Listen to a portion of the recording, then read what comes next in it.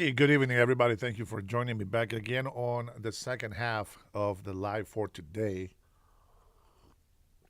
I'm not gonna lie, I'm not too thrilled about talking about what we're gonna talk about because it's gonna get dirty, it's gonna get ugly. But the bottom line is, we have a problem in our country, and we have a problem with authority. We have a problem with law and order, and I think it's important that we address it. But before we get into all that, I want to say welcome, my brothers, my patrons. Hi, Baba. How are you? Saltwater in the house, my man. Already retracting a comment. Let me make sure that I text our sister so she can get on if she doesn't get a notification. And we'll see if Robert gets on here as well. We are farmers. Bum, bum, bum, bum, bum, bum. So I don't know who. Man was not here earlier. I think Saltwater missed the earlier live. We had some pretty good calls. I think a little controversial, but I think controversial sometimes is good to have. I think we had a good show this morning. I was happy with it. We have some good information shared, and we had a couple of our trolls try to call in and cause a distraction, but we got rid of that. I don't know if you notice, my man, but that's right. My hat is here, and I am wearing it today. First day of my shut the hell up hat. I think I'm going to make some shirts with it as well. But that's going to be in the future, little by little. We know that this is this is going to be a copyrighted. The Dennis Herrera saying, you know, is when the when I run for governor, I'm still in it, guys. I'm still in it. When I run for governor, they're gonna bring up all these videos. You know this, right? You already know this. They're gonna come into my channel and they're gonna come and look at every single video, and they're gonna dig deep. They're gonna be looking for information that I may have said, things that they can go ahead and put on out of context. They're gonna be like, oh my God, look at this guy. He's so racist. Oh, he's such a hater against the Muslim community, and oh, he doesn't like the gays and all this stuff. I can already tell it. But the one thing is that I always tell the truth according to what I believe. So my truth will probably never be your truth, but we just hope that our truth is the truth. Okay, that's just why I'm going to leave it at that. So I think a lot of people are going to be having a lot of fun with it. Yes, we have a media problem. That is correct. Hey, Eric, how are you? Thanks for joining. We are going to go ahead and just jump into two things. One of them, I'm sure by now you guys have seen all the clips, all the videos. You already heard the left go crazy. You already heard the right go here and there. Robert. Well, I sent my boys the picture of it before, so you guys already know. The new hat says "Liptard." Oh man, I got to come up with more clever things to do for merch for the future. I know my wife is getting excited about making some merch for me, and so we'll see. We'll work on a website at some point, but not right now. We got too many things at hand that we got to take care of. All right, first of all, let's go ahead and do a quick video clip from Fox about the shooting, and I really want to hear this. So let's take a listen at this. So welcome everybody as you're coming in here. Please don't forget to hit that like button. If you haven't subscribed, subscribe. I don't have to tell you guys. You guys already do it. I appreciate your support. But hit that like button on there. I'm going to hit myself a like right there. So I got one like cheated. So thank you for doing that. I appreciate it. And be ready to have some questions. If you can think of a question, write it down so you don't forget it, okay? Write it down, and I will take some questions so that we can discuss. All right. Dig a little bit deeper on this by bringing in Tommy Lahren, co-host of the Big Weekend Show, and Democrat strategist Julian Epstein. Julian, let's go to you first, because it's Democratic politicians who are not out there calling for calm while this is being investigated. They're telling ICE to get the F out of Minneapolis. They're saying that ICE is a chaos machine, that the Trump administration's agenda is to sow chaos. You have the governor of Minnesota saying, don't believe the propaganda machine. Is that the appropriate response to something that happened like this, or is the appropriate response to take a look at what happened and take a measured approach to it to try to keep the community calm, to prevent the sort of thing that we're seeing right now in the streets of Minneapolis? Well, John, thanks for having me. I think the latter of those two options is the appropriate response. I think it's important for everybody to count to 10 and let the facts come in before they start making these grand declarations. The statements made by the governor of Minnesota and the mayor of Minneapolis, I think, are irresponsible, particularly when the facts are not in. They're inflammatory. These local officials, as best I can see, and this was similar in LA, have failed a basic test, which is protesters have the right to free speech. They do not have the right to interfere or obstruct federal law enforcement. They don't have the right to engage in violent activity with federal law enforcement. Now, again, we have to let the facts come in. But in most of the cases we've seen where you have these street confrontations between protesters and ICE officials, as best I can tell, a lot of these violent confrontations are being initiated by the mobs. And this is something that local officials have failed to do, have failed to control, largely because they are pandering, in my opinion, to the extremist left. Here you have a situation where federal law enforcement is going after two things, illegal migration and a massive fraud scheme of our welfare program that probably around the country gets into the hundreds of billions of dollars. And the obstruction that you're seeing reminds me of what happened during the civil rights era, where you had governors and local officials who opposed desegregation efforts and stood in the house of schoolyard doors, and with violent mobs supporting them, opposed federal law enforcement. What ICE is doing here is completely legal, it's completely legitimate, both in terms of going after the immigration problem and the fraud problem. And again, while we need to let the facts come in here before any of us make judgments, I think Democratic officials have largely failed to control a growing problem of violence on the left, which has been very, very well documented. The YouGov survey, Greg Lukinoff, the professor who has studied this for years, has documented all of this stuff. And this problem is getting out of hand. And it's getting out of hand much more so on the political left, mostly because I think law enforcement officials and public officials are pandering to a narrow group of activists. And then you see an inevitable situation like this occur, which is very regrettable. The loss of life from for anyone is a deeply regrettable thing. And again, I say we have to let the facts come in here, but this situation has really spun out of control, and a lot of the blame is on the Democratic side. Hey, Sean Hannity here. Hey, click here to... So before we get to the actual speech from Kristi Noem, let me just tell you, I watched the video over and over and over.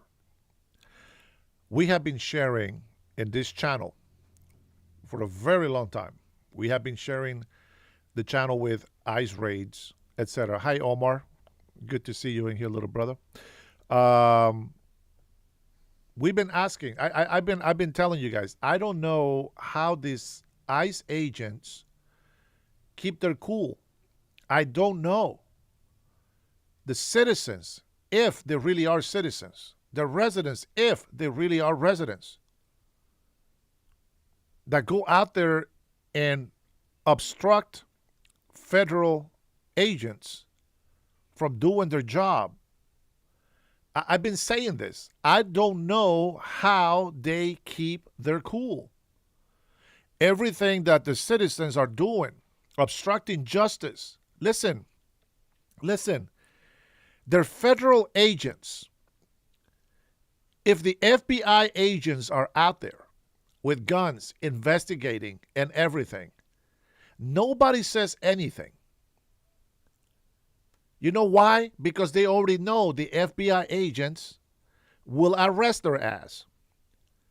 But they forget that ICE agents are also federal agents.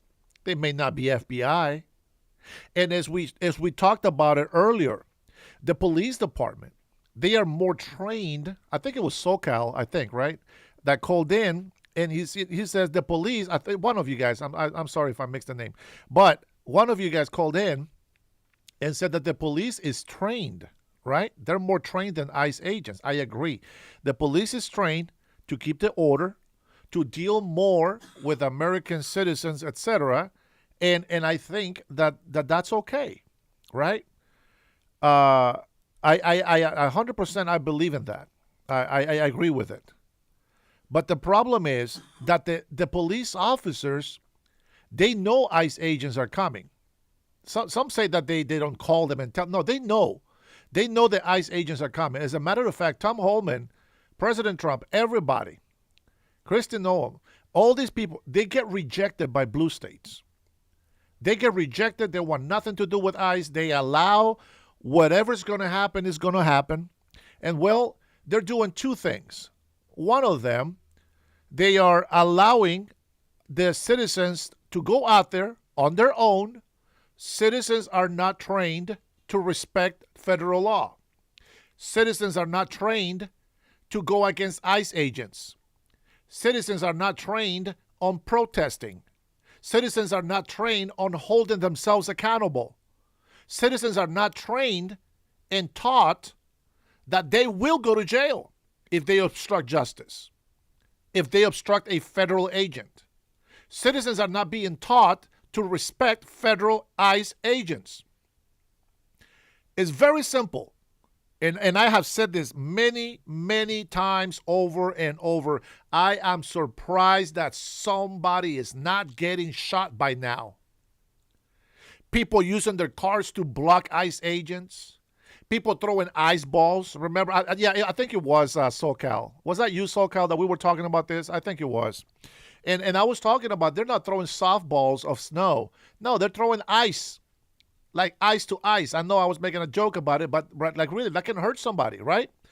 And, you know, they're out there and with their whistles and they're making all this noise. For some reason, they think they're helping somebody. But what they're really doing is they're disrupting the ICE agents from doing their job. You have to understand, they are human. What do you think? If you were to torture somebody, how would you torture them? How would you torture them on the most easiest way that you can think of? I'll give you some examples, right? You see this in the movies, right? They tell you in the movies. They keep turning the lights off and on. Like right before you fall asleep, when you're really tired, boom, turn the lights on. Make all this noise, right? Everything, all kinds of noises, right? Because it disorients you. It's meant to disorient. Right? And then you have this mob, and think about it. It's a survival instinct. If there's just 4 of us out there, and we have a multitude of 40 to 50 people, what do you think you're going to be feeling at that moment? I think at some point, I might have to shoot like 10 or 20 people out of here. I know it sounds bad, but that's what I'm saying. Citizens are not trained to know how to respect the law. So they should do that. And the problem that we have had is people like Tim Walz, the fake-ass mayor, right? The one that speaks in Somali all the time. The one that pretended to like their food. Goes out there and says, get the F out of here. You already heard it on the clip. If you didn't hear the clip that I just played, okay, you got to look it up. We're not going to replay it. But it comes from the top, from the governor to the mayor. They have to tell their citizens, hey, listen, I know that you guys don't like ICE. I know that we are sanctuary city, but listen, we're doing everything we can. We're going to give you some advice. And as a matter of fact, somebody actually did. All right, somebody actually did. And, you know, they go out there and do all this craziness, and then they don't want to be held accountable for it. So I think one of the biggest problems is this lunatic governors and senators that we have on blue cities and states.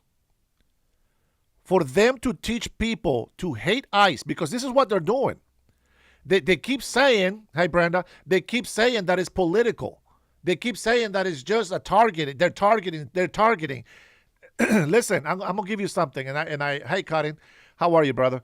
I'm going to say this. I don't know if you saw my ugly ass short that I just posted not too long ago. But I'm going to tell you this. They keep going against us, right? When we're trying to lower crime in our cities and states.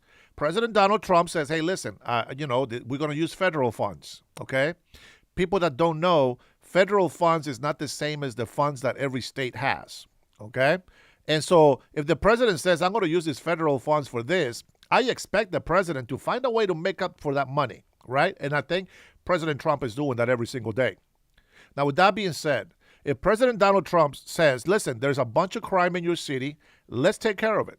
We're going to have ICE in there, get rid of illegal criminal aliens. Let us have all the criminals from your prisons. We're going to deport them. We're going to get rid of them. And then we're going to go ahead and start going in order to see who else is illegal. And eventually we're going to start deporting people, but in a more humane way. The way people want it, right, on the left. Let's just say that's the way that they're working. And what do the blue cities and states reply? No. Get the F out of here. We don't need you. We don't want you. Like what you don't get a say. You don't get a say over federal law. Federal law overrides your state law. As a matter of fact, the Constitution of the United States of America overrides your state constitution. That's crazy. That's crazy. But people don't teach that.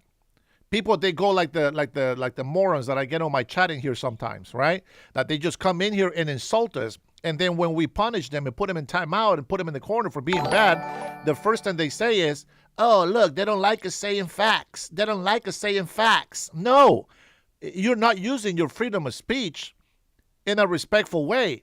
They forget this is my show. You're coming into my show, right? So I'm not calling you out by name until you misbehave. Like SoCal. SoCal has been with us for a while now. I gave him shit after we got done with the call, but he knows. I like the way he thinks. I'm just in the opposite side of what he chooses to agree with. But the fact is, I can actually have a conversation with SoCal. I can give him shit and he can give me shit. But see, he knows now how to talk to me. So he doesn't just call in and starts insulting me. No. As a matter of fact, I appreciate the laughs that we had earlier. So that, I give you my respect. I give you my love. I'm still going to give you shit. I know you're going to give me shit. That's the way I want it. I want you to don't agree with me just because you like me. Disagree with me on things that you don't agree with. That's fine. We will probably never be able to agree on everything. That's fine. But we should be able to work together. We should be able to live together. I shouldn't be saying, hey, I'm going to come over there and take you out. No, that should never be in the picture. And I can tell you, even my sister Trinity, she loved that. And she even shared that with me in a text. And I was like, you know what, SoCal? Wow, that was very nice of him. That was a good call. She lets me know when there's a good call. Why? We're watching, guys. We really want to get in here and give everybody a chance. But after a certain point, guys, man, I keep hearing all this negative, and just insults. It's like, okay, I'm not learning anything from you. You're not learning anything from me. So shut the hell up and get out of my chat. That's what I say. By the way, just got my hat today. So watch out, because you're going to get the whole shut the hell up comment coming to your way. All right, Cardinal says, thanks for the chat, brother. The problem in Minneapolis, Minnesota, is well explained by Officer Tatum's show, and he showed the blind spot they don't want to show in the leftist news. I've seen that. But I think that the bad angle one, I think that's the best angle, to be honest. I mean, if Tatum would have zoomed in on it, he didn't zoom in on it. I watched it really quick. I don't have time to watch everything. And by the way, I watch everything in 2 times. I don't have time to be able to watch everything normal speed, okay? So I listen to the news 2 times, which is my brain goes by 5 times. So 2 times is kind of slow, but I get to understand what they're saying, and I'm okay with it. But But you're right. I think he thinks the same way that I do. I'm well, not on everything, okay? But he does think most likely the way that we think. Now we're gonna go ahead and listen to Kristen Noem. We're gonna let her say her piece. I haven't heard this yet. I've been going through a lot of different news articles, going through my ex, going through my everything that I can think of, and Baba, we're not gonna talk about any files besides what we're talking about right now. Don't get the fire started, okay? All right, here we go.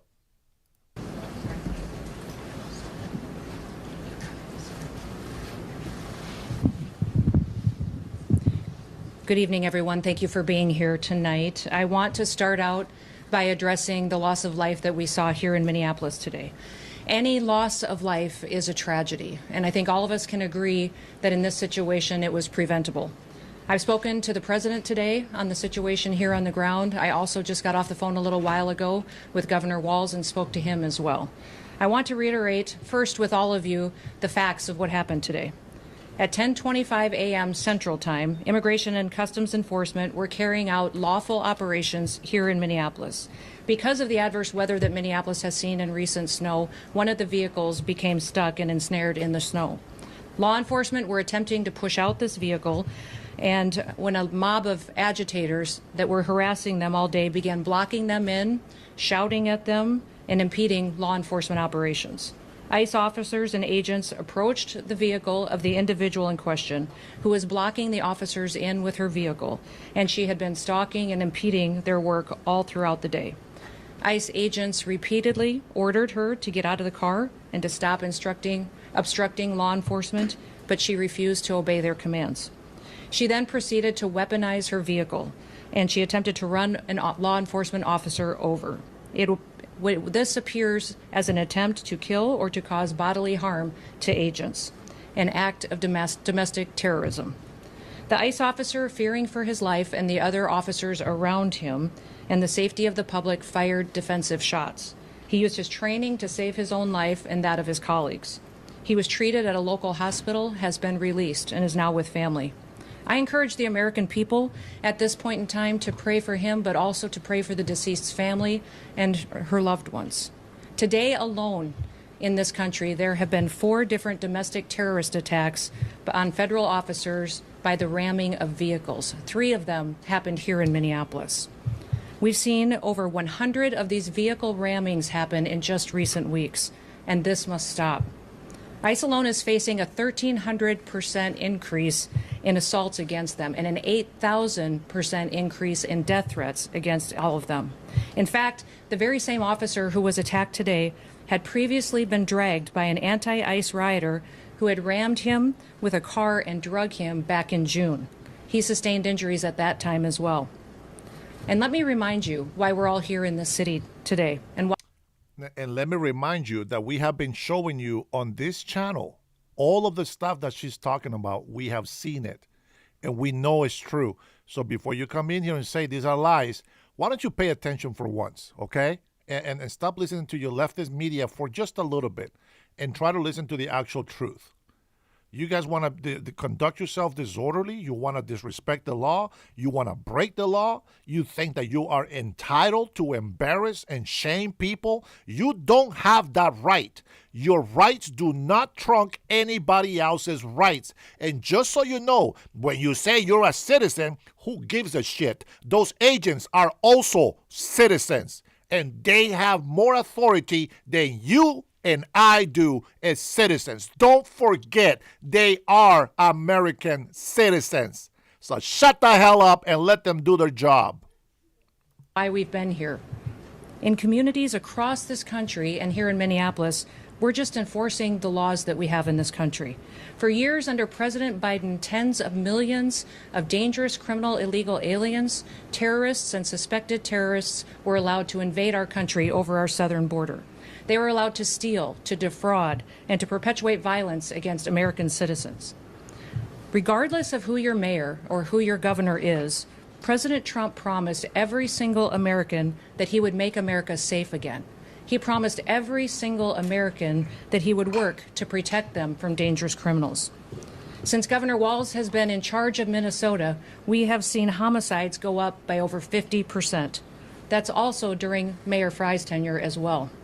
Since President Trump took office, Governor Walz has released over 470 violent criminals back onto the streets here in Minneapolis. He has another 680 of them still within his jurisdiction that he could give to us today to face the consequences for their crimes. Because Governor Walz and Mayor Fry refuse to protect Minnesotans, and instead they protect these criminals, that's why we are here. And we didn't just show up yesterday, we've always been here. But we're surging operations because of the dangerous situation we see in this country and because we're no longer going to allow illegal criminals to damage and harm, to kill, to sexually abuse, to proliferate drugs, and to steal American taxpayers' dollars. Amen. Thank you, Christine. Cotton Edge, thanks for the super, brother. Tim Walz used the term of war with the federal government and the fear if Trump used the Insurrection Act. Believe me, it's better if Trump do it now because they are feeling very comfortable to do something worse.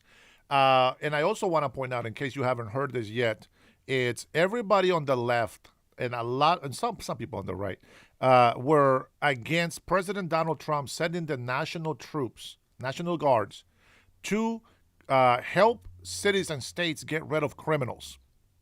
Everybody was against it. Oh, no, this is horrible. This is unconstitutional. Martial law, unconstitutional.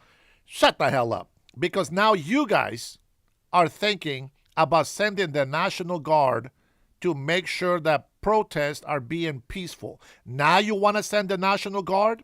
You should have sent the National Guard to help the ICE agents. You should have sent the police officers to help the ICE agents. If you didn't have enough police, you should have at least sent the National Guard to go help them so that they can go ahead and grab these criminals. But instead, you allowed citizens to be emboldened to become more and more violent by each day.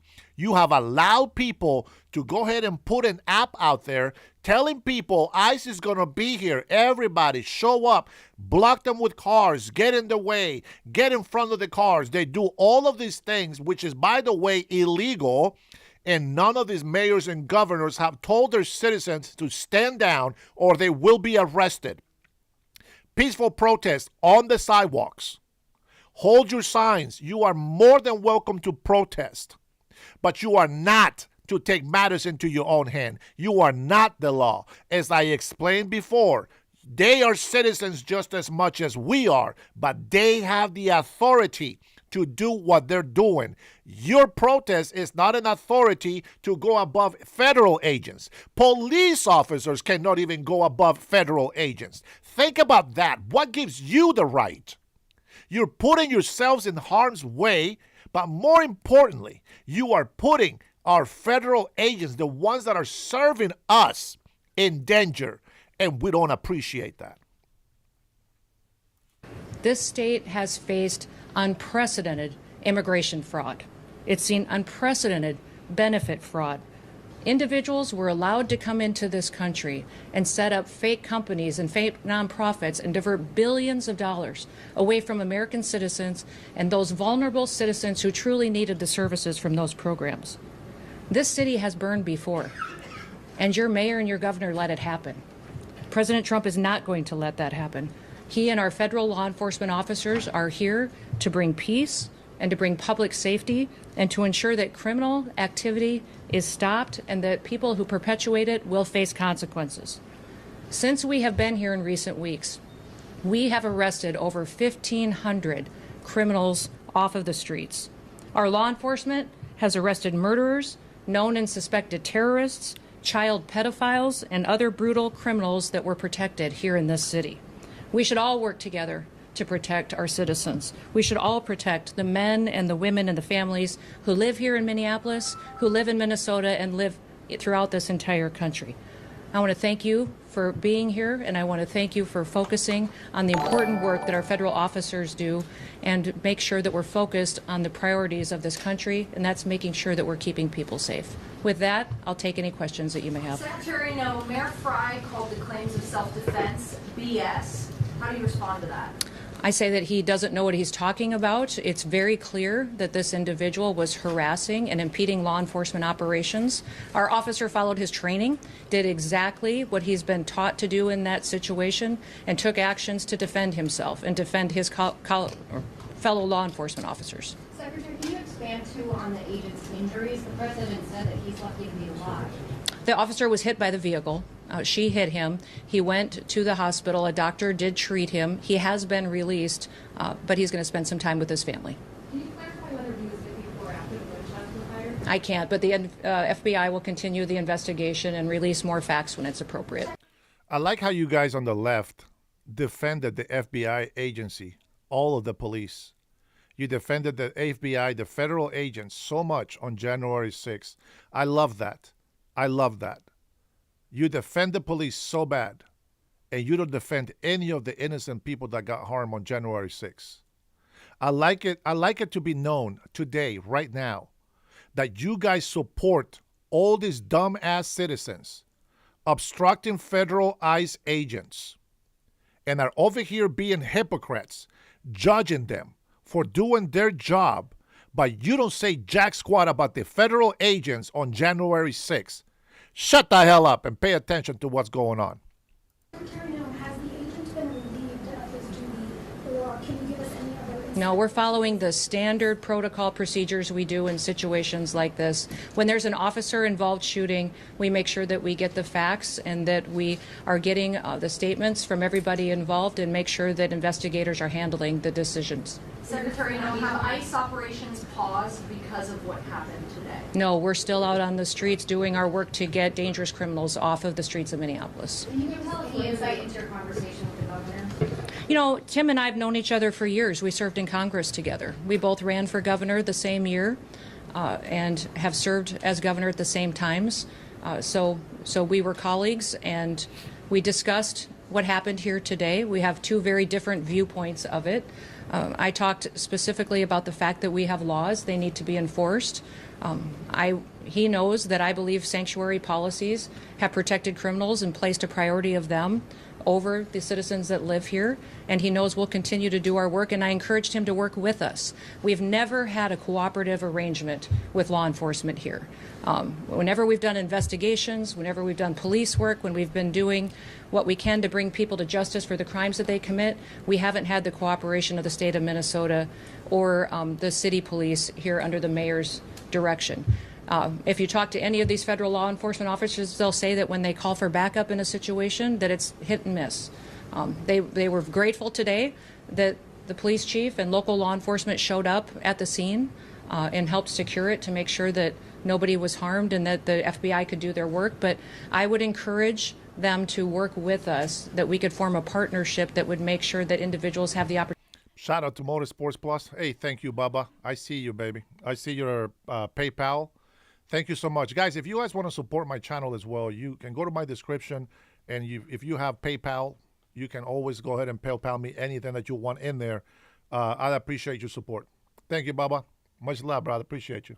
Opportunity to have a safe Minneapolis. Secretary, will body cameras Over here. be Do you released? stand behind the use of force, and will any of those use of force guidelines be altered or changed in the future? You know, it's clearly established law that a vehicle driven by a person and used to harm someone is a deadly weapon. Deadly force is perfectly lawful when a threat is faced by a weapon. So I do believe that this officer used his training in this situation, and we'll let the FBI continue the investigation to get it resolved. So just to be clear, did the shooting happened before or after the vehicle hit the officer? I know you keep asking that, but that doesn't mean that the FBI is going to give you an answer today. There will be an investigation. We want to make sure that it's factual.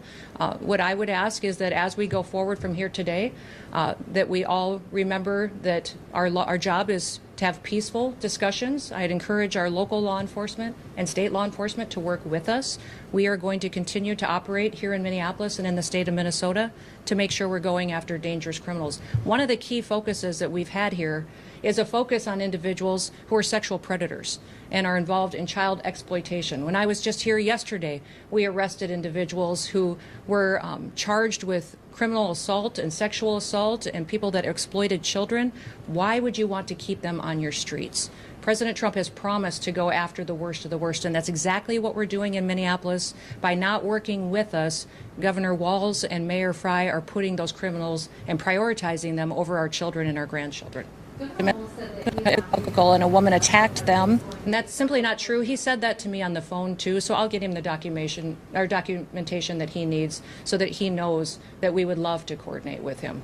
He doesn't give us access to any information on criminals, let us know who he's detained, doesn't honor our detainers, and has individuals and criminals in his jurisdiction that he won't turn over us today too. Yes. You mentioned that the officer involved today was once before raped by a vehicle. Can you explain the difference between that instance and today? Was a firearm discharged then? If not, what was the big difference? I won't speak to that case right now, but we can get you the details and the information on that. But the facts of the matter is he's an experienced officer. He's been in situations like this before, and he certainly has been out there and followed his training today. Given the threat of vehicle encounters, are you going to change the way things? You know, people need to stop using their vehicles as weapons. Are you going to change the This domestic act of terrorism to use your vehicle to try to kill law enforcement officers is going to stop. Yep. And I'm asking the Department of Justice to prosecute it as domestic terrorism because it's clear that it's being coordinated. People are being trained and told how to use their vehicles to impede law enforcement operations and then to run over anybody who gets in their way while they go out there and try to disrupt peace and public safety. And Americans deserve better. So can you say what they were the National Guard? Deploying the National Guard? That hasn't been a part of the discussion. I know Governor Walz mentioned some of that earlier in his press conference, but we know we've got law enforcement officers here that will continue to work, and we're hopeful that the public recognizes that the work that we do every day makes America safe again. Can you get insight With that, into the operation that was happening at 34th and Portland? we had law enforcement officers that were out there doing an enforcement action, and a vehicle got stuck in the snow, and so they had called for other people to come and help them get that vehicle out. Those officers were trying to free the vehicle when the harassment started, when the protesters were out there impeding their vehicles and preventing them from leaving the scene. Was it at a particular home or business in that intersection? I won't speak to that. Can you speak to the crime that person may be committed that you were going after? And you mentioned sexual crime. Okay. Will body camera footage be released? I will let the FBI decide. Were they on target today when they were in that neighborhood? They were returning back to headquarters, I believe, to start a new operation, had just completed one. Was it a nice? Well, thank you. What's that? Was it a nice vehicle that had? I was one of the vehicles that ICE officers were using. But remember, when we operate in a task force model. So we have other federal agencies that work with us, and we're very grateful for that. We have CBP officers, the FBI, DEA, ATF, all of those all work with us every day in a task force model, and we appreciate it. We'd love to have the state police, and we'd also love to have the Minneapolis police chief and his team be alongside of us while we're out there doing those enforcement operations. Were the agents later? With that, we'll get you more information as it is revealed, but thank you and everybody. All right. So the videos that I have watched, there's only two videos, the two different angles that they have. Now, what I have watched is the guy got hit, okay? Period. The guy shoot to the windshield in front of the car. She steps on the gas, gets hit on the left leg, and takes a shot. And the reason why she gets shot in the head, it happened to be as she is moving forward, the car is in motion. Even if he tries to just shoot in the arm or something, it doesn't matter. She used the vehicle with intention to cause harm. Whether it was to kill him or not, it is irrelevant. The moment that you use your car as a weapon, you're effed up. Okay? Very simple. And again, I'm going to mention it again. And I don't understand why people feel that your freedom of speech, it gives you the right to obstruct federal agents. As a matter of fact, I'm gonna try to find the speech that they did earlier. Let me put this clip on here first. We're going to go ahead and look at different things on here. Karen Scullen is with us right now as well. Again, another one of our reporters who has been there from primarily the very beginning. I understand, Karen, you got.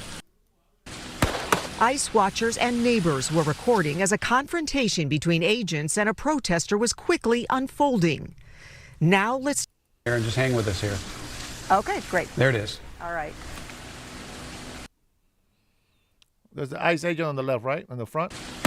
ICE watchers and neighbors were recording as a confrontation between agents and a protester was quickly unfolding. Now let's take a closer look. Watch as agents approach the driver. The 37-year-old woman begins backing up as one agent has his hand on the door handle of the vehicle and the other arm appears to be reaching inside through the car window. At the same time, there is an agent on the front left corner of that SUV. Look at him. He's still in the front. There's his left. Well, you can't really see it on there, but his left leg is right in front of the car. Just got hit. That is the agent who fires his gun. First, it appears to be through the windshield, the following 2 shots through the open window. But there is another angle from the front of the SUV. It is the angle President Donald Trump refers to on social media. You see that push back? That's not a natural, I'm stepping back away from the vehicle. That's a hit. That is a hit. Whether you like it or not, it doesn't matter. That is a hit. It is the angle President Donald Trump refers to on social media when he... You can't deny it. So you can say that the people are going to watch the video and they're going to make their own conclusion. I'm looking at it. I'm looking at it. He got hit. He got hit. What you don't understand is this. If a guy is coming at you with a weapon, you're not going to say, hey, don't, oh, no, please stop. No, they're going to shoot you. Even if you have a stick and you keep running towards the officer, they're going to shoot you. If you come out with a knife, they're going to shoot you. Using your vehicle as a weapon, they're going to shoot you. We know this. Why don't you? Why do you think we don't go out there and do the same stupid things that you guys do? Why is it that we know, but you don't? Let me tell you what the real reason is. Let me tell you what the real answer is. You guys are lawless. You guys don't respect the law. You guys are all entitled. You think your shit smells like roses. Well, it doesn't. You think you have more rights than I do. Well, you don't. None of us have more rights than any other citizen. And I'm going to tell you right now, I don't care how much freedom of speech you have. Obstructing justice, that's not freedom of speech. Do you understand the difference? I am so surprised. You know what? Let's go get the crime shift in here. Let's get the crime shift in here. Let's get the crime shift in here. Let me take a look. I'm gonna use this brother's videos here. Let me see what I can find here. I know we got some. People are unbelievable. Unbelievable. You know, it's funny. They blame ICE agents. They blame ICE agents for what they're doing, and yet they are getting so close to them. They're getting right on their face. That's not your freedom of speech. That's not how you protest. I don't care which way you slice it. That's not how you do it. And you can be loud. That's fine. But what are you doing?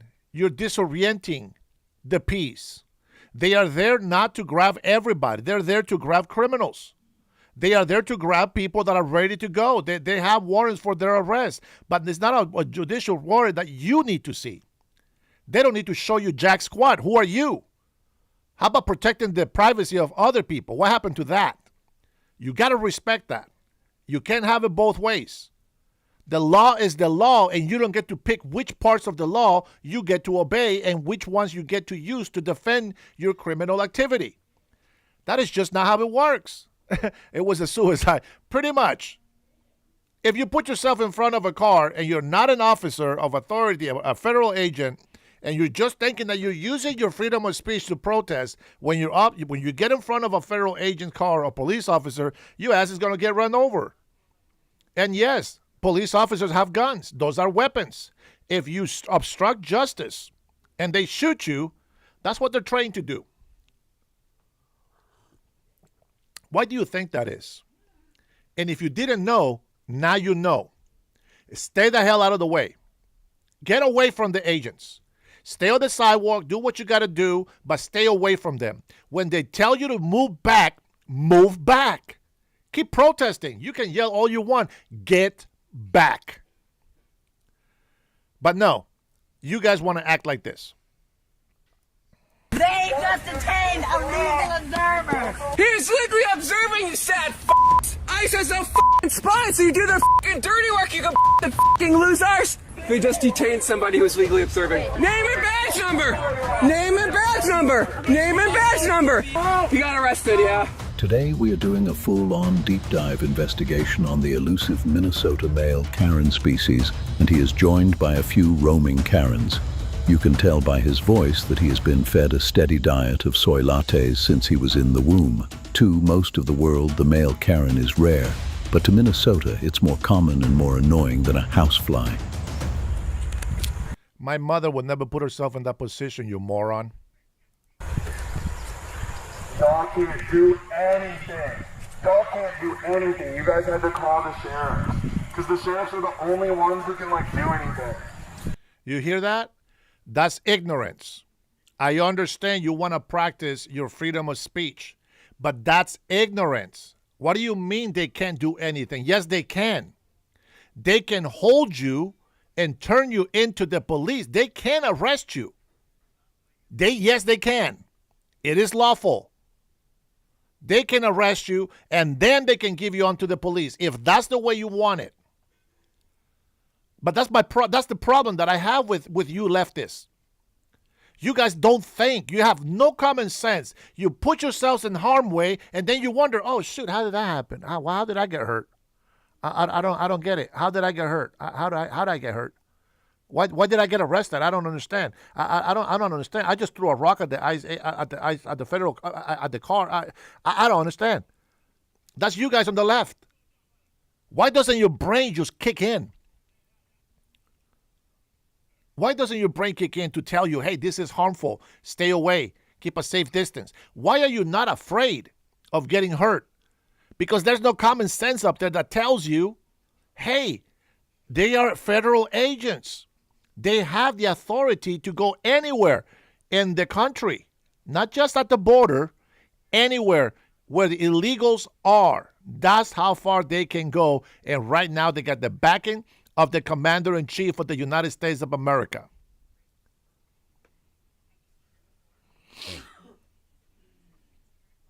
This one is just one example.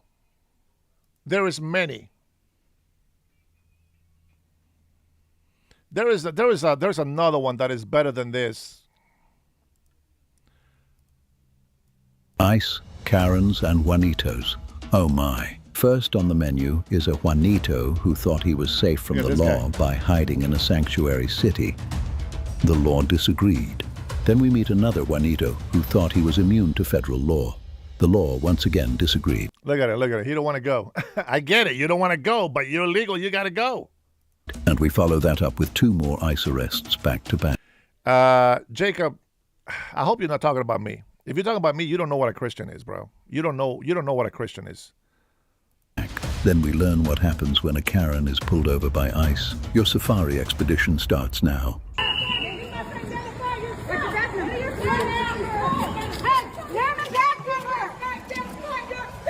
That's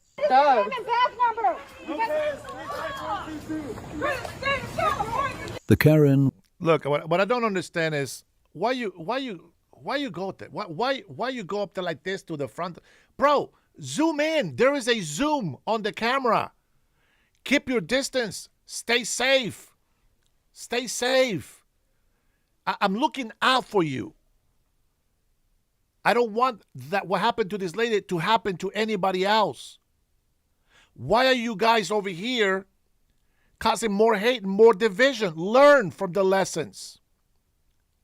Learn to respect the law. That's the lesson you got to learn here. Why are you still supporting that stupidity? Look at her. She's running up to them. If an ICE agent is looking at her and she's running like that, they're going to feel threatened. They're going to smack her, throw her on the ground, handcuff her, and put her in the back of a car. And then she's going to ask, I didn't do nothing. Think. Will stop at absolutely nothing. Critical thinking is very important, guys. Until it acquires all the badge numbers of all the law enforcement officers across the nation.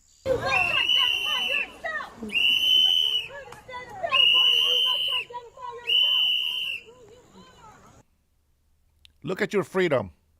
Right in their faces, blowing whistles. The guy is resisting arrest. There is people starting to surround them. How do you think they're going to feel? You think they're going to feel safe enough to do their job correctly? Or do you think that they're going to try to defend themselves? How are you helping with your dumbass right, which you don't have? It is not your right to obstruct justice. It is not your right to obstruct federal agents. It is not your right to obstruct investigations. How are you helping the situation? By making all this noise, blowing whistles, blowing loud horns, and all this other stuff. How are you helping? How are you protecting citizens? How are you protecting your communities? How are you helping anything be safe? You're not. You're making everything worse. And when there's consequences, all you do is play the victim. Hey, Zoo Boy, shut the hell up. This hat is just for you. I'm glad you saw it. Good for you, buddy.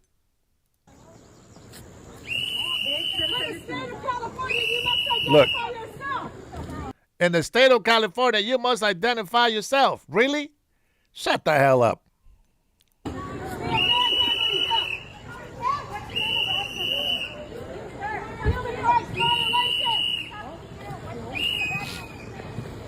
what do you got to say about this? Hey man, free the Crips for all my oh, I'm black. I'm black. Simoleons. They take you there. They might think you're a Simoleon. I know, I'm scared. You should be. Every citizen Look at that white guilt airhead over here. She don't know what the hell she's talking about. in the United States should be. If their rights are taken, thank you. So will yours. They take them every.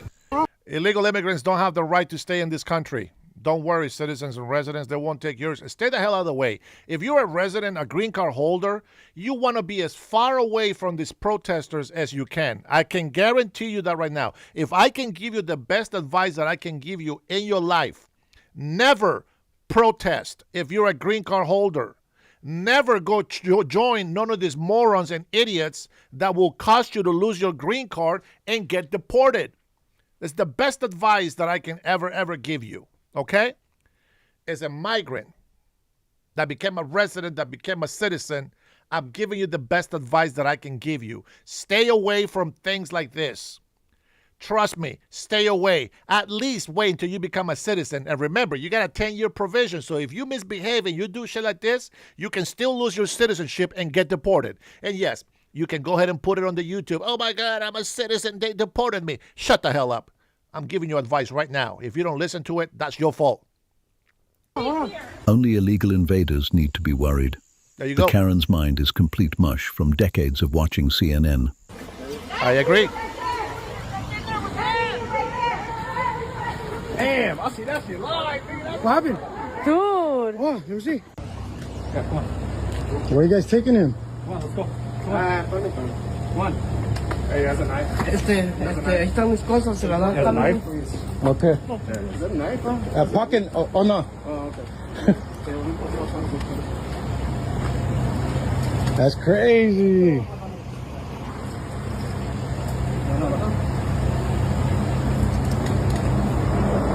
That guy must be from Oaxaca, man. That guy is tiny. He's like a dwarf almost. What's crazy is how long he was able to live here without consequence. True.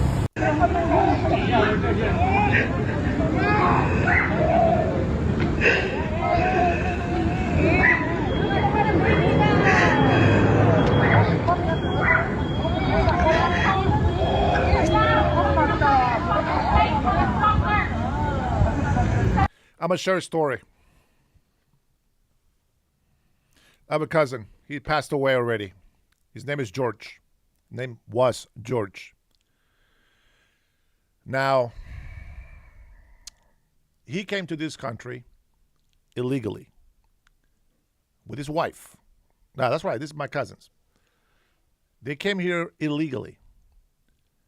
They somehow found a way to become legal. but only the kids became legal. Mainly because they grew up, they got married, they got citizenship because of marriage, blah blah blah. But the parents never did. I don't understand why their kids, my second cousins, I don't understand why they never try to fix papers for them. Maybe they were afraid that they will get deported once they found out they were already here in the country legally. But whatever the reason was, they never fixed papers. Now, George got deported. He was working at a company where I was working. He was one of the 15 to 20 people that ICE agents deported back in early 2000s. About a week, 2 weeks later, he was back in the United States. Now, that makes him a felon. That gives him a felony case. Okay, I told him, I said, hey, George, I said, listen, man, you know I love you. You know I care about you. But you know that if ICE comes for you, they're going to arrest you. Who knows how long they're going to put you in jail for this time. And they will deport you. And if you come back here, you are not getting out of jail. I said, so why don't you look out for your daughter, for yourself, and your wife, my cousin, and go back to Honduras, man. Go back to Honduras and have your daughters claim you so that you can come live with them legally. They never did it. They never did it. Now, they didn't get caught. My cousin, the wife, got citizenship. She's good. He never did. He was diabetic. And that was mainly his reason why he was here. And that's what he told me. I said, okay. But, he died illegal in this country. I am thankful that he's got, some health care. But in all honesty, Americans, mind you, he's illegal. He was diabetic. He got all the health care that he needed for free. And this is why I don't understand when people argue with me and I tell them that illegal immigrants do get health care benefits for free. They say it's a lie. They always tell me I'm a liar, blah, blah, blah. I know for a fact that they do. They're not supposed to, but they do. I don't even know how, but they do. The moral of the story is, if my mother, number one, she would have never been here illegally, because it was my mother that taught me that we cannot come to this country illegally. So before you guys, you idiots out there, Zoo Boy, okay, that's it. You're done. You're done. We'll see you in 24 hours. Go to the corner, think about what you did wrong, and shut the hell up. All right. So my mother never wanted to bring us here illegally in the first place. So why would I say that my mother would be taken away from ICE? She is the prime example of what a migrant is supposed to do to come to this country. I am proud to be able to say that. And just because a lot of illegal immigrants come in here into my chat and start hating, that doesn't put me to shame. Why would I be ashamed of following the law? There was an oath, and I'm going to translate it as best as I can. There is an oath that I made when I was a child. See, this is something that they used to teach us in Honduras when we were in primary school, or elementary school is what you call it here. And the oath was something like this. It says, children, do you swear to honor, love, and respect the sacred symbol that represents our nation? Would you make those who are also in this nation love, respect, and honor it? The answer is yes, I do. And those people who do not respect, love, and honor our nation, we shall call them traitors. And that's it. That's the oath. So for those who don't respect the law of the land, those are the ones that should be ashamed. Those are the traitors. Those are the ones that sell their own people out. The criminals, the ones that do not keep that oath. That's the real criminals. Do you understand that? So I know they don't teach you that here in the States, but in Honduras, my friend, that is exactly what we're taught. And if there is another Honduras in here, you will know what I mean. And with that being said, SoCal, just so that you can understand, I like how you say, well, yeah, but that's not in America. That's in Honduras. I like the excuse. What you're missing is the point. What you're missing is the point of being honorable, of loving and respecting the place that provides you an opportunity to live, to be fruitful, to be prosperous, so that your children can have a land for themselves. The moment that you stop respecting, honoring, and loving the country and respecting the laws, it is the moment that you're a sellout. You allow for others to come in and destroy your country. Do you understand that? How can we not see that? Like, how can you not see that? Look at what's causing right now. A lady just got shot in the face. Why? Because people are emotional.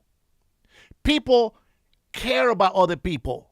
And when you allow criminals to be looked at as victims, innocent people are going to get hurt.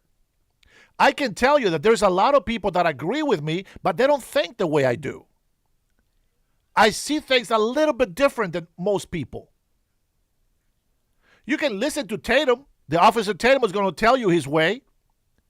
But I see it different. Now, you can say, oh, well, that was in Honduras. You missed the point. You missed the whole point. You missed the point that there is people that truly believe in loving, respecting, and honoring.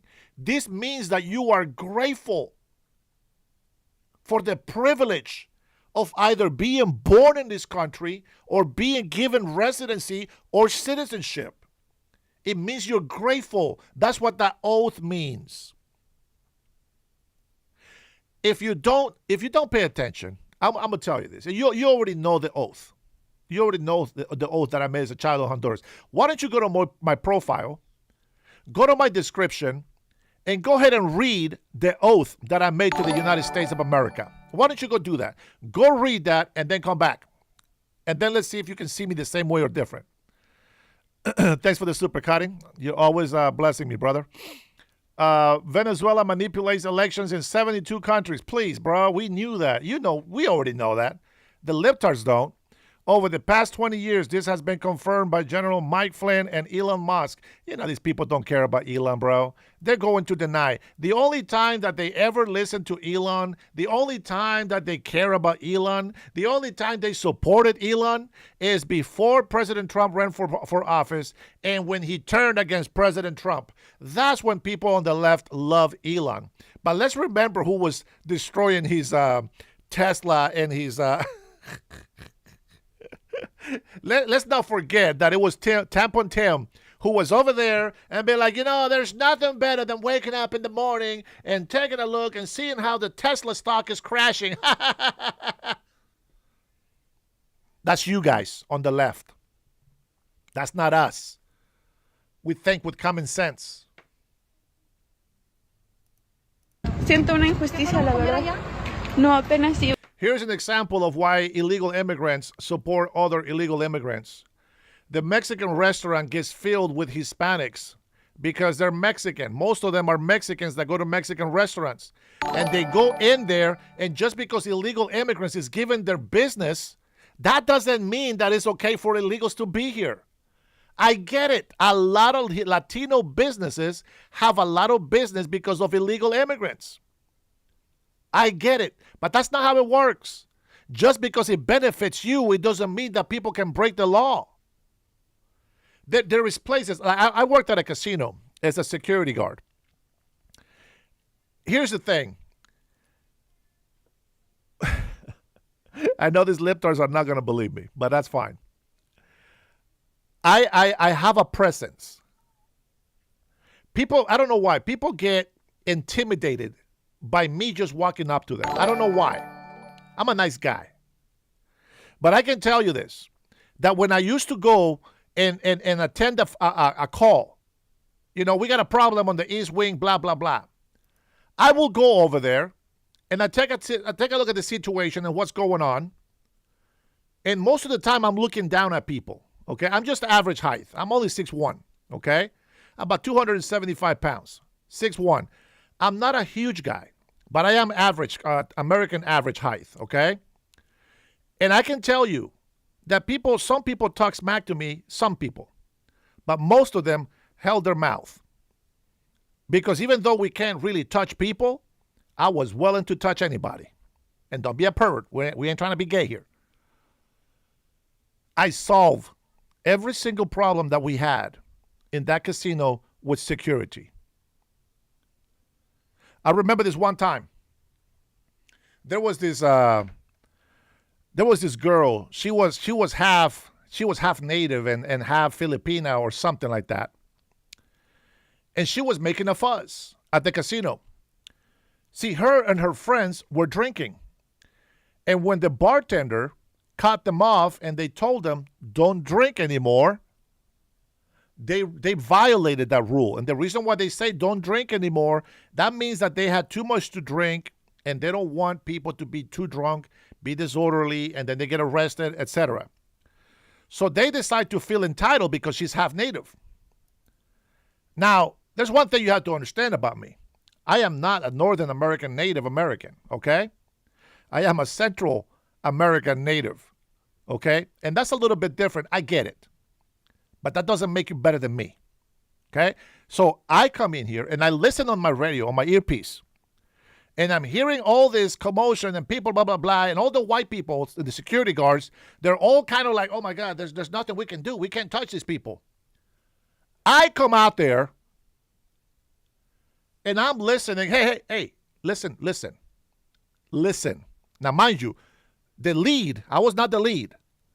The lead was a white boy with white guilt. I don't have white guilt. Hey, Bertie, what's up, buddy? Thanks for stopping by and saying hello. I do not have an ounce of white guilt. And so I said, you were cut off from drinking alcohol and you decided to break that rule, you got to go. Oh, the half-native girls start going off and start cussing me out. And I said, shut the hell up. I said, what gives you the right to break the laws on a tribe Indian casino? I am half-native. Oh, you're half-native. Well, you put your people to shame. Now get the hell out of the casino before I call the police. Man, she was throwing a fit, and I see all the white people, the security people in there. They were not doing anything. They were like, I don't know what this guy's doing. I don't want to be in this. And the lead comes and touches my shoulder. He's like, hey, brother, you got to be careful. And I said, no. We have rules for everybody. Now, you have to understand, bro, I am almost by the book. I'm not going to tell you I'm perfect. I am almost by the book. And I said, I don't give a shit if you're half native. So what? I said, I'm more native than you will ever be. And you know what the difference is? I make my people look good because I respect the law and the rules. And you are being disrespectful and you put in the shame the natives on this country. Now get the hell out of this casino before I call the police. Oh my goodness. Man, she got off and I grabbed her and I escorted her outside. I said, don't come back in here with that attitude. As a matter of fact, if you want me to call the cops, I'll call the cops and I can explain to them your behavior. You know what? They left. And the white security guards, they're like, bro, you can't do that. I was like, yes, I can. They're breaking the rules. How do you think we're going to enforce the rules if we can't do that? I said, I'm not beating them. I'm not slamming them on the ground. I'm simply moving them along. See, Latinos, minority people, cannot play that dumb white guilt card on me because I ain't got none. I got no white guilt. Black people can't play the slavery card on me because we were slaves as well. Nobody can play any victim card on me because my people have had the same freaking history. I'm not saying that's a good thing. What I'm saying is we have a country today with the rules, with the laws that we have, and we are all now one people. We get a chance to be one people. Before we were many tribes fighting each other. Now we are one people. And what do we see today? libtards fighting against us. Let me ask you something. When are you going to stop being a damn Democrat? Democrats, the party of the racists, the KKK. They made a change. This is why I supported it. I overlooked history because I supported what they were doing because they seem to have changed their stand. But now they're back to it. Now they're back to wanting slavery. This is why they want illegal immigrants in here.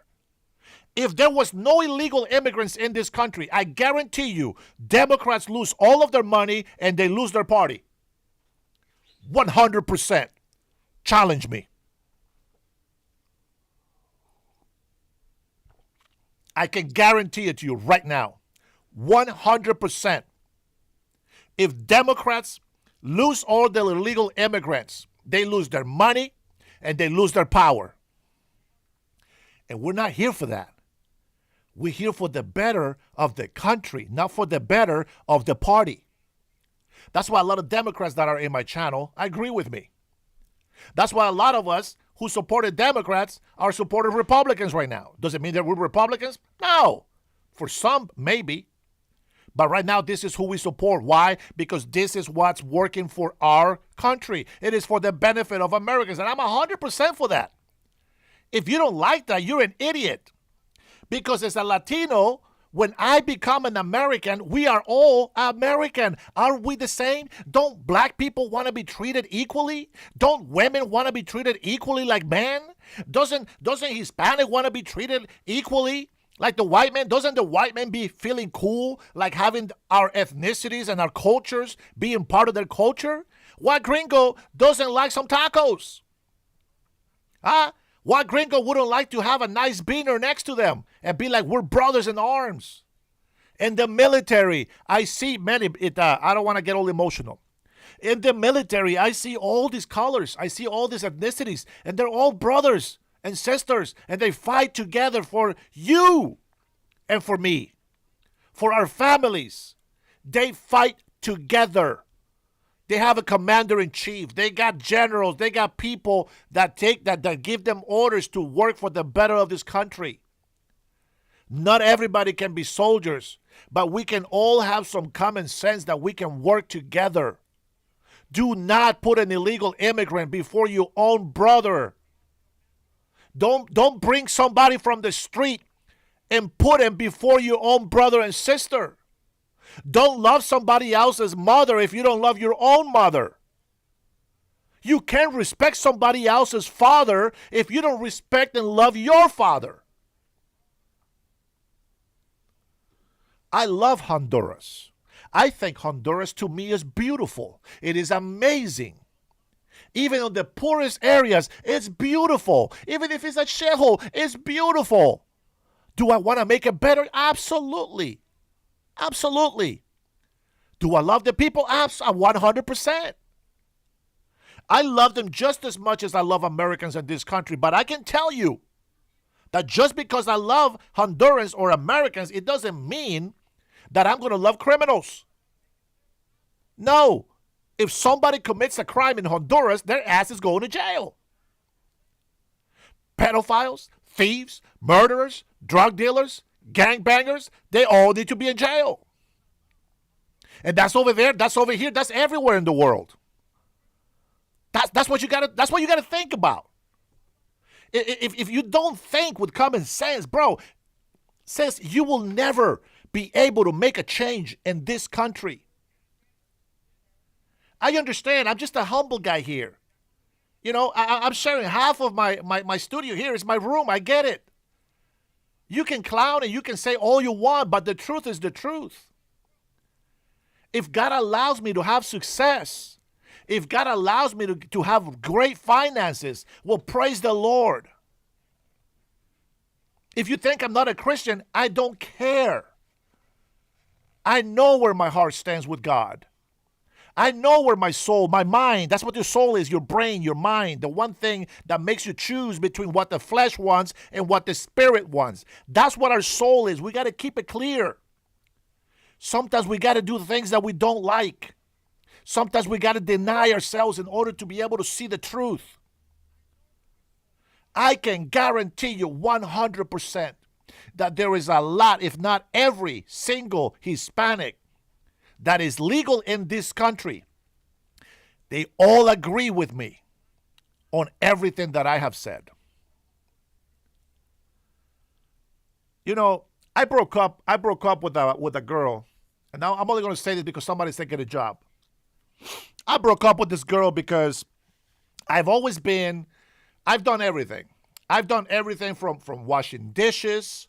I've done drive-through. I've done fast food restaurants. I have cooked. I have done security. I have done construction. I have done roofing. I've done sheetrock. I've done framing. I've done not that one. I didn't do that one. Taping. I never did taping. I did, but it wasn't good, so I didn't do it much. But I done maintenance, and in maintenance, I have to do everything: electrical, plumbing, everything. Not at the standards of a very, very big professional, but I was what they called in Spanish. We call them milusos. That means 1,000 jobs. Okay, I've done everything in life that I can. I have been a janitor. I have been a leasing agent. I have been a manager. I have had my own business twice. I have been an entrepreneur multiple times. I've done my real estate. I studied my HUD rules, housing rules, federal laws of the state for the city ordinance, the counties, etc. I have held 2 jobs most of my life, 2 jobs. And this one time I'm going out with this girl, I am working at a call center. I was an advanced technical support agent, meaning that I had taken care of everything. There was no supervisor callbacks. I was the top of the line in a call center of over 300 employees, and it was just 10 of us. So you can say whatever you want. I save hundreds of thousands of dollars for Comcast in Hollywood. That's crazy. I never get credit for that. But I have work ethics. I've done radio. I preached. I've done all jobs. The only jobs that I don't like is sales. I never consider myself a sales guy because I hate selling something I don't believe in. But I've always been the best seller because I always give the information on the things that I believe. See, as a leasing agent, I was the best leasing agent. Why? I was very nice. I was very professional with people. I never try to sell them. I never try to force them to put a deposit. If they really didn't like the apartment, I don't want them there. You know why? Because they're going to get tired of the place and they're just going to complain about us. So I'm going to tell it like it is. And listen, and if you like it, I will take care of you. And anything you need here, you call us. I'll be here. I'll get maintenance. We'll make it right. We'll do it for you. I want you to be happy. Listen, this is what you asked me that you wanted. Well, this is what we have. Are you happy with that? Do you want to be with us? Okay, great. You know what? I'm going to rent this place because of you, sir. Oh, well, thank you so much. That's a big compliment. You know, thank you so much. I hope you let my manager know so she knows I'm doing a great job. And you know what? I was the best leasing agent. The regional manager for property management came to my property and asked the manager why she has not made me an assistant manager already. Now, of course, she was a female. She didn't want a male guy to be there with her as assistant manager. She wanted another female. But let's not talk about sexist. The point is that even though I wasn't a sales guy, I was the best salesman because why? Because what I decided to accept as a job, I believe in doing. Why was I the best rep for Comcast? Because I still believe, even though I'm not an employee, I believe Comcast has the best reliable service. Maybe not everywhere, but it's the best service that you can have with internet. And I know they're not sponsoring me, but I'm just spitting facts. And I'm telling you, even if I'm not getting benefits from them at all, I believe that we had the best service that anybody else can provide. And right now I can tell you, I have not tried the service, but the Starlink from Elon Musk, if it works as great as the people say, and I buy that, and I go to places in different parts of the world and it works, I am going to speak wonders about it. But until then, I can't tell you that I'm going to sell you Starlink because I don't believe in it. Not until I try it. So everything that I tell you about laws and coming to this country and all this stuff, I have ethics. I got work ethics and I have moral ethics. If you don't believe in God, you will never agree with me. And you say, well, I don't have to believe in God. I'm an atheist, but I know what good and bad is. Well, how you know? You don't have a moral center to pick what's good and bad. You're lost. So when people come in here, bro, they come in here and tell me you're not a Christian. How do you know? You're not a Christian. people, for some reason, they think being Christian means that you're going to allow people to break the law because they're poor. No, being a Christian means that if you really believe that you need to feed the poor, what you're going to do is create a non-profit organization, and you're going to grab it and put it upon yourself as a Christian, and you're going to go and feed these people in their countries. You're going to go to Africa and die by Muslims, like the hundreds of thousands of Christians that go and die because they want to feed the people. I don't support the LGBTQ. I don't support gays. I don't support lesbians. I love them, not their sin. Just like I will love you, but if you're a drunk, I don't support you being drunk. You still get my love. Even if you're a criminal, I can love you, but I don't support your criminality. That's not in my moral compass. I always make an example because I have a lot of gay friends, okay? And I have some family that are gay. I love them just as much as the one left to the right. It doesn't matter, but I don't support them. I'm against their marches. I don't believe they have any less rights than we do. I don't believe in that. I would tell them, they keep that in the closet. I don't go out on the street and just make out with my wife and touch her everywhere in public. There's got to be some rules you got to follow. You got to be respectful with others. There's children out there. Most people don't care. I've seen Mexicans, I've seen whites, I've seen blacks out there just squeezing the buns and kissing and making out. Like they're almost having sex. They're dry sexing. They're dry humping on the street. That is ridiculous. They go in the park under the blanket and they dry hump in there. Come on, man. Where's your morals? You see this, especially out in California. It's sick. It's disgusting. And people love it. When they're in sin, nobody can tell them that they're wrong. When they live in sin, they cannot be told that they're wrong. And the same thing happens here. When they're not respecting the law, you got to tell them, hey, it's not safe. It's not safe. Man, nasty. MMA says nasty. Hey, Bubba, I don't agree with gay marriage, man. I don't agree with gay marriage. I you know, if they want to do their thing, they can do their thing, but I don't agree with it. I don't agree with it at all. And I don't agree that they should adopt kids either. They should not be able to adopt kids. See, God made Adam and Eve, male and female, he created them so that we can reproduce. The moment that you go against the order of God, if you're a man and a woman and you guys are infertile, you are the exception because you are still made in the image of God and you are able to adopt. But if you're a man and a man, by nature, you cannot procreate. Women and women cannot procreate. So you should not be allowed to adopt. Live your life the way you want to live it, but your choice has consequences. And I'm going to tell you that the Bible says that it's better for you to have never known God than to know God and continue to sin. It doesn't mean you're not going to hell. It just means that you're going to be more guilty. And who knows how much harder your punishment is going to be. There is more punishment for you to make others stumble on their faith. If you are gay and you adopt kids and you teach them that it's okay to be gay, well, now you failed twice. If you indoctrinate the children in school, now you failed 3 times. And you can't take it back. You know, I went to my kids' middle school and I said, wait a minute, why I don't see an American flag in here? And why is there a rainbow flag here? You got to remove that shit from here. You understand? Put the American flag because that's what this country stands for. Well, by doggone it, I don't know. Something happened. I came back. That flag was gone. And yes, the American flag was put in place, as it should be. There should be no gay flags. The rainbow belongs to Christians, to God's people. It doesn't belong to sin. It doesn't belong to sexual immorality. That's not what the rainbow sign is for. The devil likes to use those things because that's how they confuse you. Now, I get it. You listen, youth services, they like to turn the lights down and throw all these lights out there like they're in a rock concert. I'm against that.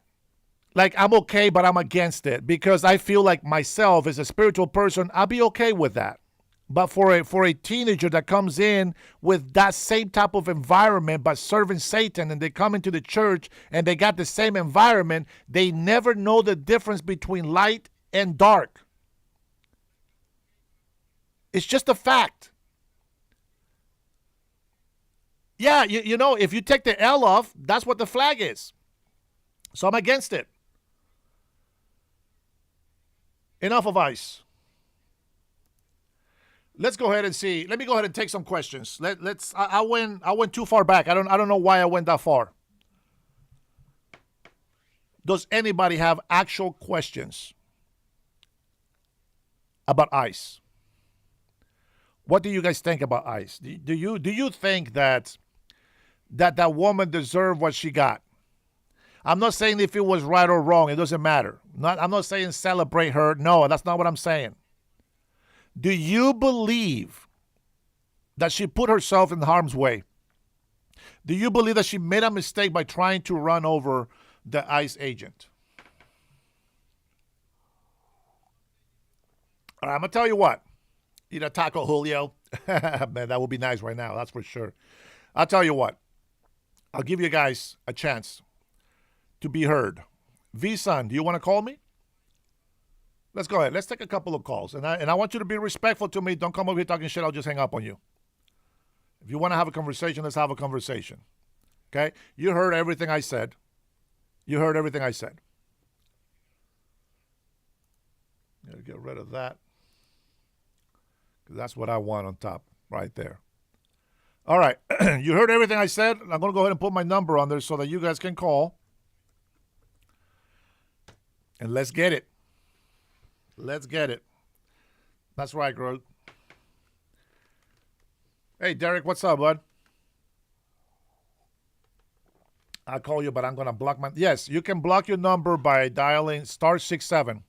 There you go. Thank you, Trinity.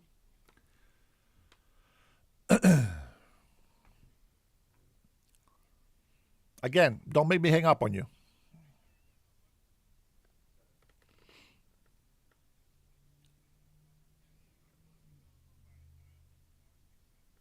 Does God believe she put herself in harm's way? I'm sure he does. And they should blame the individual who did it. No, I think the individual that tried to run over a federal agent, which is a criminal offense, should pay the price, and she got what she asked for.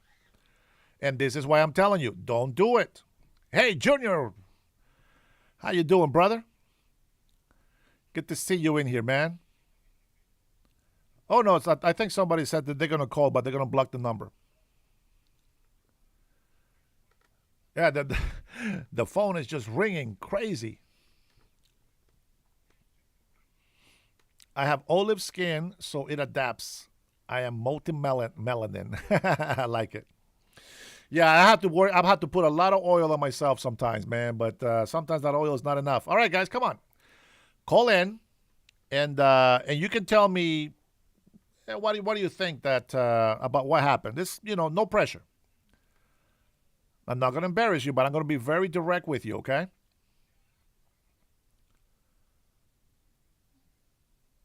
Watch the video, watch her front tires. Bro, we just saw it. You probably just got here.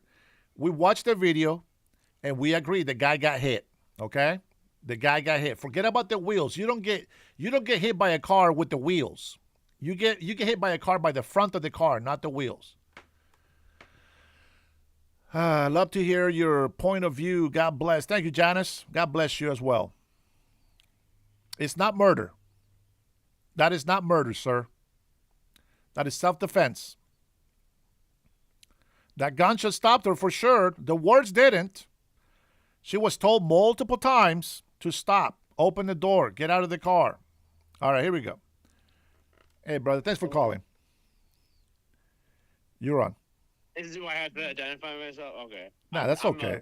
No, that's what was it? Manuel or something? Miguel or Manuel? The name on the chat. I'm a Trump supporter. I guess you could say I'm MAGA. Okay. We'll find out. Part of any party. We'll find out. I just think that's pretty fucked up that, or I'm sorry, it's It's too late. You already said it. I think it's messed up that we're just kind of like, okay, it's okay to just knock into, a federal officer, someone who's mobile. It's the same thing with a police officer. People are really like thinking that this is okay, like that this is okay behavior. As citizens of America, I'm kind of disappointed, Dennis. Yeah, I agree.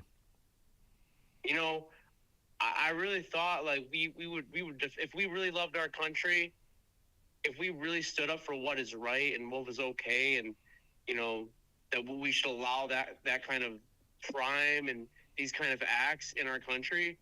Why are we letting these people who are protesting against her, or we're basically defending that kind of act of that it's okay to attack people who are so then if this was a police officer, would it be the same thing? If it was like you were saying earlier, if it's an FBI agent, would it be the same thing? Why is it okay for people to go ahead and just that it's okay to that do you think there should have been a trial? Do you think there should have been? What do you think? Well, I mean, it just we've been saying this to people for a long time since they started doing this. Just keep your distance. Like I get frustrated just seeing what they say, what they do on top of these federal agents. It's like they have no respect. They don't see them as real, authority. They don't know that federal authority is more than your local authority. Like this guy, like don't. They're federal people. They're trying to keep crime out. They're keeping. Yes. It's illegal to be here. Yeah. It's twisted because they. I understand, but what I want them to also understand is you can't make decisions on emotions. You got to do what's right, and sometimes doing what's right it hurts. It hurts, but it has to be what's right, And how do we know what's right? Well, if we don't have a faith in God, well, the next thing that I'm going to tell you is, what does the law say? And if you don't like the law on that country, go to another one. Go to another country where they will allow you to do what you want.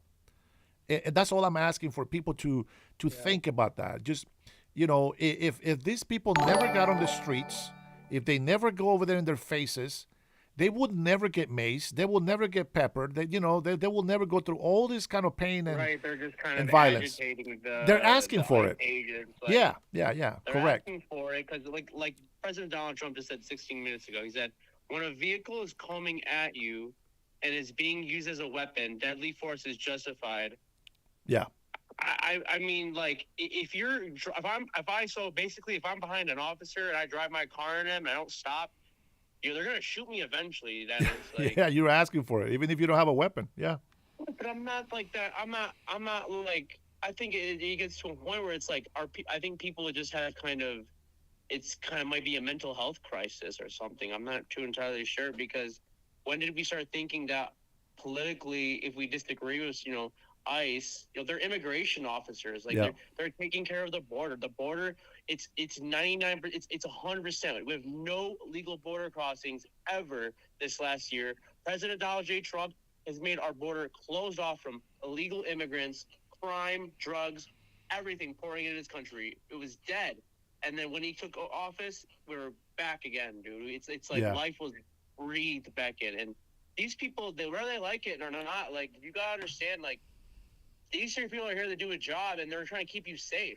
Yeah. And they're actually trying to keep us safe from people like that who take a weapon. Like, your car is a weapon. What point, on what planet did we think that a metal, like a car, it's a metal 1,000-pound roll cage, like, it's a weapon. You shouldn't be driving then. I don't think they should have been mentally fit to have the license to even, get behind the wheel or something. What's going on? Well, I don't tell them to respect the law because it's just the law. No, it's there to keep order. It's there to keep us safe. Yeah. And if these agents, If we're respecting the law, and for example, they're protesting on the sidewalks, blah blah blah. They're not blocking the roads. It is illegal to block the roads, by the way. I'm all for protesting, dude. That's fine. But Yeah. when you look at now, it's like, okay, AP Associated Press comes out. Yeah. Minneapolis, pumped out protesting against. Now they're just mad because that's how much they let their feelings dictate all this stuff, is because it's almost like we're feeding people into this. It's kind of like a hive mind. Yeah. Of like, you look at like the things like that. It's like, okay, well, they're protesting against a woman who drove her car to a police officer. What planet did we when in this country, anywhere in the world, when did we think that this is okay and normal behavior? Yep. Good point.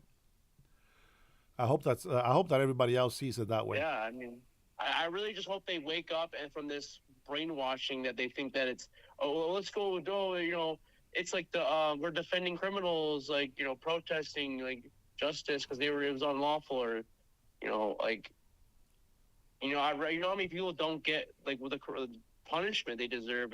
It's like, yeah, she should have been locked up maybe, but if you're driving your car to an officer and you're gonna kill, that's life for life. Like at this point, you gotta understand. Watch, I'm gonna put a video here. Did you want to say anything else? Yeah, that's pretty much. I think this is just because I just heard this come out today, so I know everybody's been kind of talking about it in the news. It's hot, and like I said, I think it's when I heard our president speak about it and Christine Noem, Department of Homeland Security, I think they're doing the right thing. I also want to say, good. You are amazing. Keep doing what you're doing. I love you, Dennis. Thank you, brother. Put your name on the ballot, dude. I wish I could vote for you. Let's go. I'll get everybody to move. Keep making America great again. 2026 is going to be a great year. Yep. And I love President Donald J. Trump. All right. Fantastic. Good to hear it. All right. Take care. God bless. You too. Bye-bye. Bye-bye. I love my MAGA supporters. They think with common sense. I'm going to show you something on why I tell you what I tell you. We watched this earlier. Let me see if I can find it. Was the last video from... where the hell all these videos come from? Did I watch all this shit? Man, I watched a lot of videos from when the last time we talked here today. Let's see.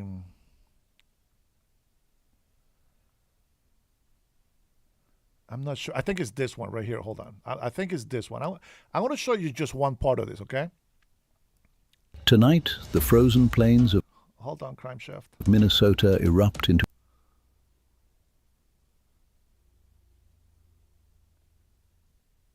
Okay, so this lady got arrested the previous night.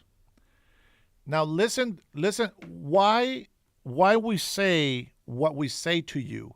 And when I say that, is to the leftist people. And I know they don't like to stay here and listen to the truth for too long, right? But listen to her. Listen to what she says, okay? Alert on as will take us deeper into the delusional Karen mind than ever before. I got the alert on the North Minneapolis Rapid Response Group that there was So that's organized. An abduction happening. They organized it and they called it out as an abduction. Went right over there and I approached one of the officers I saw there and asked if she was ICE, and she told me to get back, and I didn't get back, and pretty soon they were throwing me on the ground and handcuffing me and putting me in their unmarked truck. There you go. So it was organized. They set it up as a kidnapping. Vulnerable, emotional Karens like this one get convinced. Now, they were here before, but they left. And then they go up there and obstruct justice. They're not protesting. That's not protesting. That's obstructing justice. They have no business being there. So, again, who are we going to blame? Well, I'm going to blame people in the government positions that are opposing and not teaching their citizens to behave and to respect the law. We're going to go ahead and listen to the to an actual video from earlier from the news. Let me see if I can find it for you guys. Where did it go? Bro, I watched so many videos. It's crazy. All right, let me just look it up real quick. I think we're pretty much done with ICE. I think. Let's see.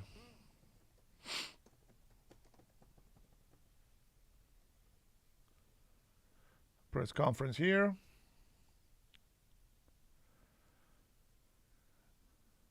All right, let's see what he says on this one. Here's a clip from Washington. And today that recklessness cost someone their life. I've reached out to Secretary of Homeland Security Kristi Noem, and I'm waiting to hear back. Let me be clear. Donald Trump and his administration may not care much about Minnesota. That's been pretty evident. But we love this state. We won't let them. First of all, it's not that he doesn't care about Minnesota.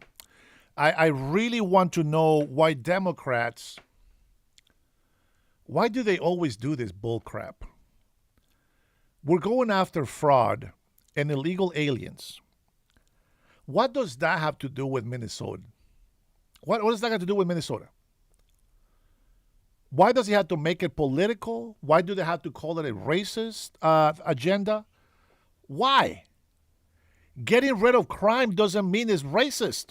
What the hell part of that is racist? Who are you calling criminals? You know, I hate it. Democrats do this all the time. This is why I can't support them. Joe Biden, he says, either you're white or you're poor.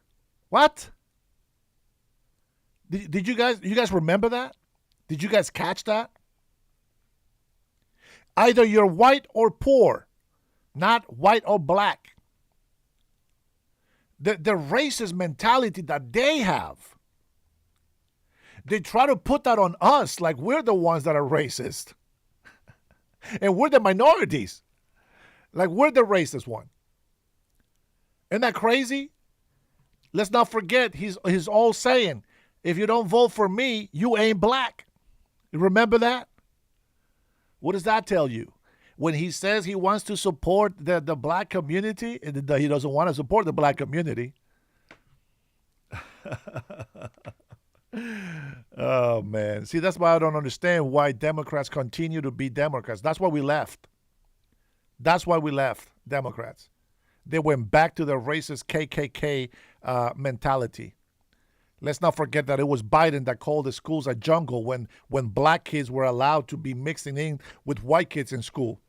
Do you guys know that part of his career? He's always been racist. Democrats, man. I wish I can say something nice about them.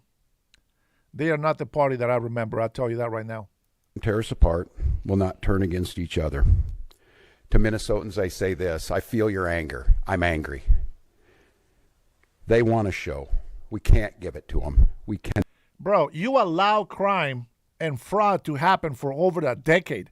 We are angry at you. Don't play the victim. Don't try to reverse. You failed, Minnesota.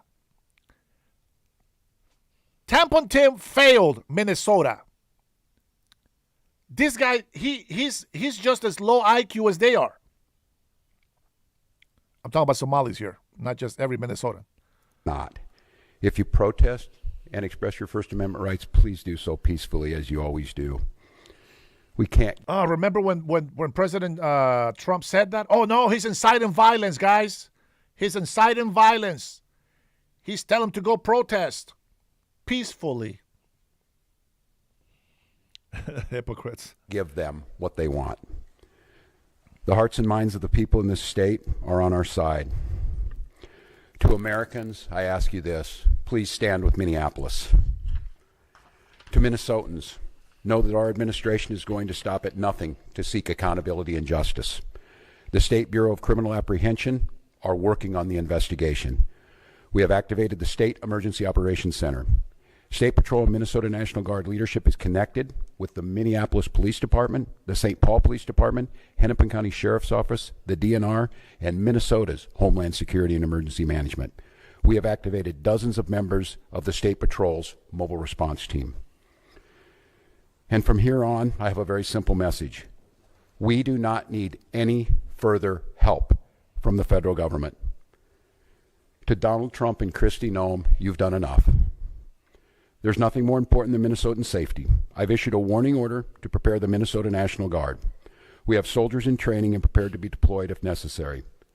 I remind you, a warning. Oh, wait a minute. He's got soldiers ready to be deployed? Oh, he's ready to deploy the National Guard, guys. What a good governor. While he's got billions of dollars that he allowed criminals to get away with in his state of Minnesota. While he allowed the dumbass mayor catering to Somalis and forgetting that he's American. Let me tell you something.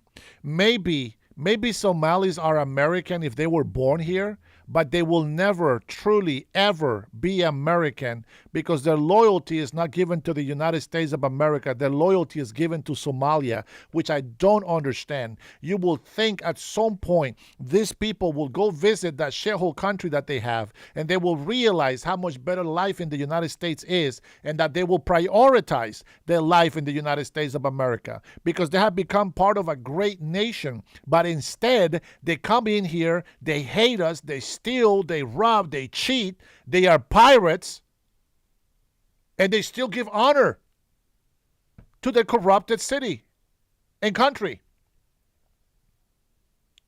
How does that work? Why do you allow that to happen?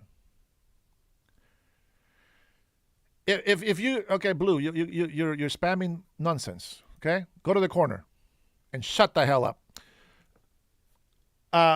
You need to look out for your country. Nobody else is going to do it for you. Now, I can understand that there's a lot of people, some people from other countries. I get my analytics. Some people are from other countries. It tells me where you are. It tells me where you're coming from. It tells me that majority of my audience is males, adults, my age or older.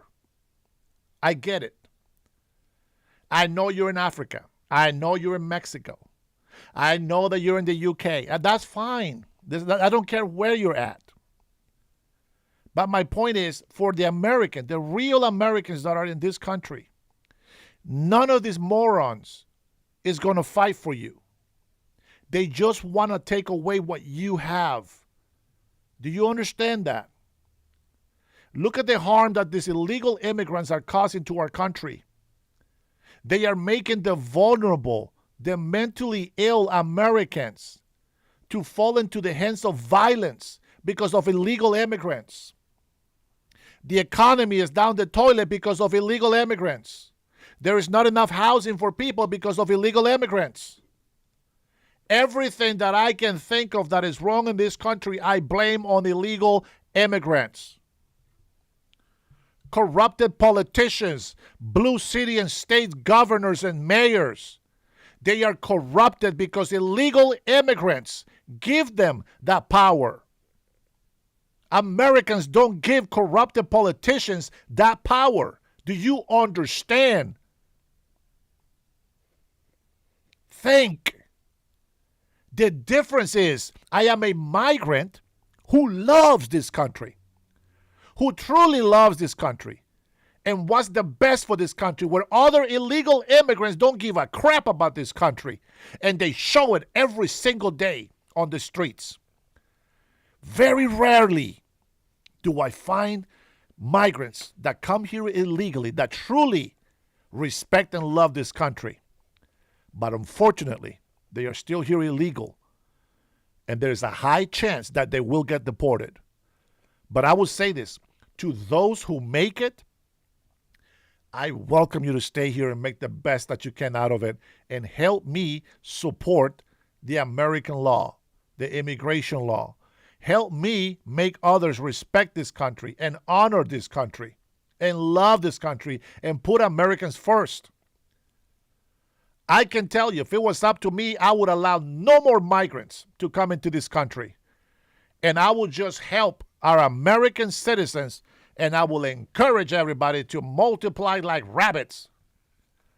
Have fun, get married, have 5, 7 children. Don't worry. We make enough money. No more money going to illegal immigrants. We're going to give you that money. We're going to do that by lowering taxes and your paychecks. We're going to do that by getting rid of property taxes so that you can actually be a true, real home owner. You know why I don't buy a house here in the States? Because when I buy the house, after all the insurance and all the stuff that I got to keep up on it, it's like I'm still paying rent. So what is the point? There is no point. The moment that I can't pay the taxes, the government can take my house away. You are never truly a homeowner. Do you understand that? Now, behave. Let's go ahead and listen to Tap on Tim. Order is a heads up for folks. And these National Guard troops are our National Guard troops. They're teachers in your community. They're business owners. They're construction professionals. Okay, I'm sorry. I was going to let him go through. He says they're our troopers. Like, who the hell is this guy? Does he think he's in Somalia? You're in Minnesota. ICE agents are also Americans, idiot. What the hell is he talking about? States are not countries. All the states are called United States, meaning we are one nation. What the hell is he talking about? Congrats, Eric. I'm happy. I'm not saying that you guys can't own a house, man. I have no incentive to own one. I haven't cut that kind of break. It is ridiculous. Do you hear how he talks? Do you even know what that means? This guy, he truly, I know, cutting edge is right. Hi, Rush. How are you? Welcome to the chat. Miss you, sis. Do you realize that this guy, he thinks that Minnesota is Somalia? This is why Cutting Edge was telling me that we need asylums, mental institutions. And I agree. And we have to invest in that again. See, we used to have that here in Washington. And for some reason, they have gotten rid of it. So now you see all these mentally ill people on the streets, Twickers, frozen in time on the streets. You got old ladies getting hit by a bat because some crazy-ass guy has been released from jail multiple times. Messed up the old lady's eyes. Man, I'm telling you, like, there was a time that I thought I want to own a house. I don't want to own a house here anymore. Things got to change. When I was a leasing agent, I used to always tell people, if you buy a house, your mortgage is most likely going to be less than what the rent is. You know what the difference is? That you're signing a 12-month lease, meaning that in 12 months, if it's too much for you, you can always move out. But if you try to buy a house, you're stuck for a minimum of 15 years to 30 years. And if you can't pay that mortgage, it doesn't matter if you pay for most of it. You will still lose that house. Well, right back at you. So that's the thing. So unless you're rich, right? Unless you're rich and you can afford to buy the house, then it's no big deal. Because then you pay your taxes and you're rich and you got money. Paying taxes is not a big deal, right? That's how you look at it. But imagine how much better it would be if you didn't have to pay taxes. Because, by the way, everything that we buy, a water, a product, a phone, a light, a cup, utensils, anything you buy has a sales tax. That sales tax, it's supposed to take care of your streets. It's supposed to go to schools. It's supposed to support fire departments. It's supposed to support police departments. It's supposed to support everything that needs to be supported. But the government, they owe you an apology, especially if you're in a blue state. You know why? They've been ripping you off, and they make you believe that you have to pay property taxes. They make you believe that you have to pay this tax because, well, you got to take care of the city. You got to take care of the state. No, it's because they're wasting your money on NGOs, non-governmental organizations, meaning that you don't have to vote with what they do, what they do with the money on NGOs. You don't get to know. You don't get to say where the money goes. They like to put progressive taxes to be raised every 6 months to 18 months. That's how they like to run their government. And I'm against that. And for some reason, people believe, oh, I'm paying taxes. Everything is great. Everything is peachy. No, you're getting ripped off. The more taxes that these morons collect, the more they waste. And when they overspend, all they can think about, I need more taxes. If you don't like the government, get the hell out of my country, says the Zinc Roofer. Zinc Roofer, man, this guy, I took him out of jail again multiple times. I gave him a chance to come in here and put some sense into here. Tell me, Zinc Roofer, stop asking dumbass questions, all right? Tell me this. What do you find so great about I'm assuming that you live in a blue state. Tell me, what is the best thing that you like? What is the thing that you like the most about your government? Go ahead, I'll wait. Tell me how much you love your government and what are they doing that make you love them so much? People just want free money. I agree. A lot of people do, but not everybody is a panhandler. A lot of people like to work for their money. What I do here is work, whether you like to agree or not. It doesn't matter. It's irrelevant. This is work. I get tired. I get exhausted. I stress. It can get me depressing. Dealing with negativity every single day. Every time I come in here is stressful. It is what it is, but I got to do what I got to do. Okay? I do get a lot of compliments from the people that do like me. Not everybody here hates me. So I appreciate that. And my wife is my witness. It's not the nicest thing sometimes. You think she likes the way I talk over here when I get pissed off or passionate about something? She doesn't always like everything. She laughs when something's funny, but she's not happy about everything that I say. Oh, let's take a look. Here we go. The Zinc Roofer says, why don't you become a billionaire? Then you don't have to pay taxes. Are you freaking nuts, dude? Are you kidding me? Do you know Microsoft is paying billions of dollars in taxes? And tell me, Zinc Roofer, what does the government do with those billions of dollars in taxes? Go ahead, tell me. Convince me. Convince me that paying all these high taxes is a great thing. See, you're one of those people that are so ignorant that you convince yourself that rich people are evil. See, you have been infected with the socialism virus.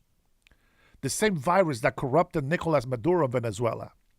The same virus that has corrupted Cuba and China and Russia. And this is why they're hunger to oppress their people. They waste money and all they can think about will take it out on the people's backs. Your government that you love so much, Zinc Roofer, maybe you're not affected by it, but not everybody's stupid like you are. See, some of us, we like to believe that the harder that we work, the more money we make, the better things in life we're going to have. You know what? Because when I work my ass off, I only get to live a certain amount of years in this life. And for some stupid ass reason, I would like to have a nice freaking vacation with my wife and my children. So yes, forgive me if I hate it when my government tries to act like some corrupted damn king. Taxing the people. That's the only way they know how to make money. And you love it. Well, I don't. I love President Trump. Why? He's putting taxes on people that don't want to support this country. He wants to get rid of federal taxes. And you idiots out there, like the Zinc Roofer, all you can think is hate on the rich and the billionaires. The guy is trying to get rid of federal taxes. While you blue Democrat, stupid-ass government, all they can think of is not get rid of taxes, let's add more taxes. That's the difference. Trump is trying to bring jobs back to the United States of America. Democrats are running all the rich people out of their states. Billionaires are going somewhere else. Florida is inundated with a lot of rich people now. Everybody wants to go to Florida. They're about to screw over that I'm about to say that department. They're about to screw over that state. Once they get all these rich people to go over there, taxes are going to go up. It's just the way it is. Supply and demand, baby. Supply and demand. I have no problem with rich being rich. I have no problem with billionaires being billionaires. The difference is I don't complain about those people that make investments. If they make a decision that I haven't made, I'm not going to reap the same rewards as them. And my wife is my witness, and I tell the business owners that she works for, hey, I want you to have more. God bless you. Man, you guys have like almost 600 employees now. That's amazing. The company started at a garage. In a garage. And now they have these big-ass buildings and warehouses. They've even become international now.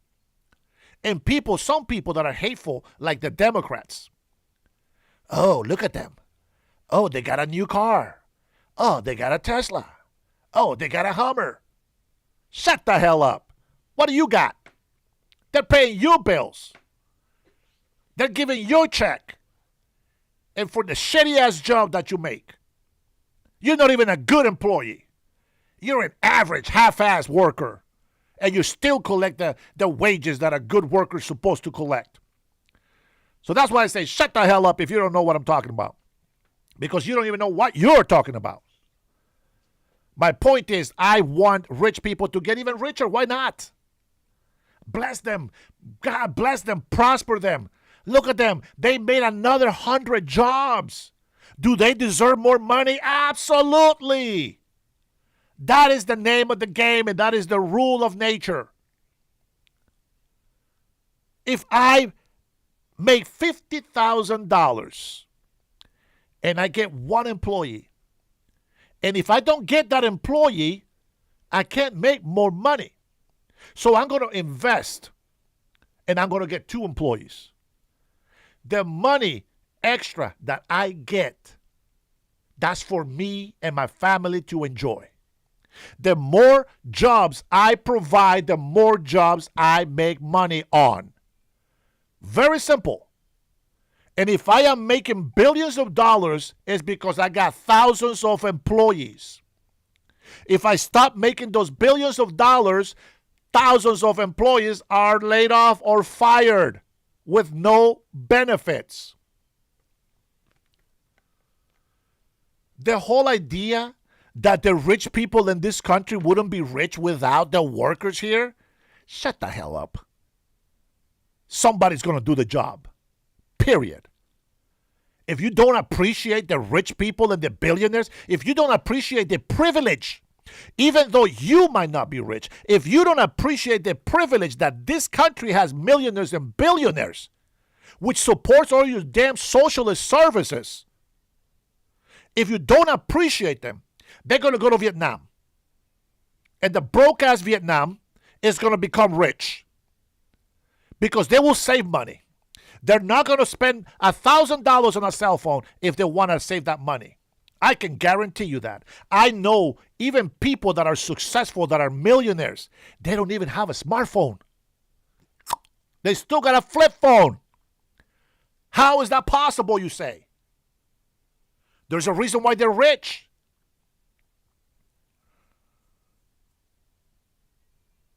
There is a saying, I think it goes like this.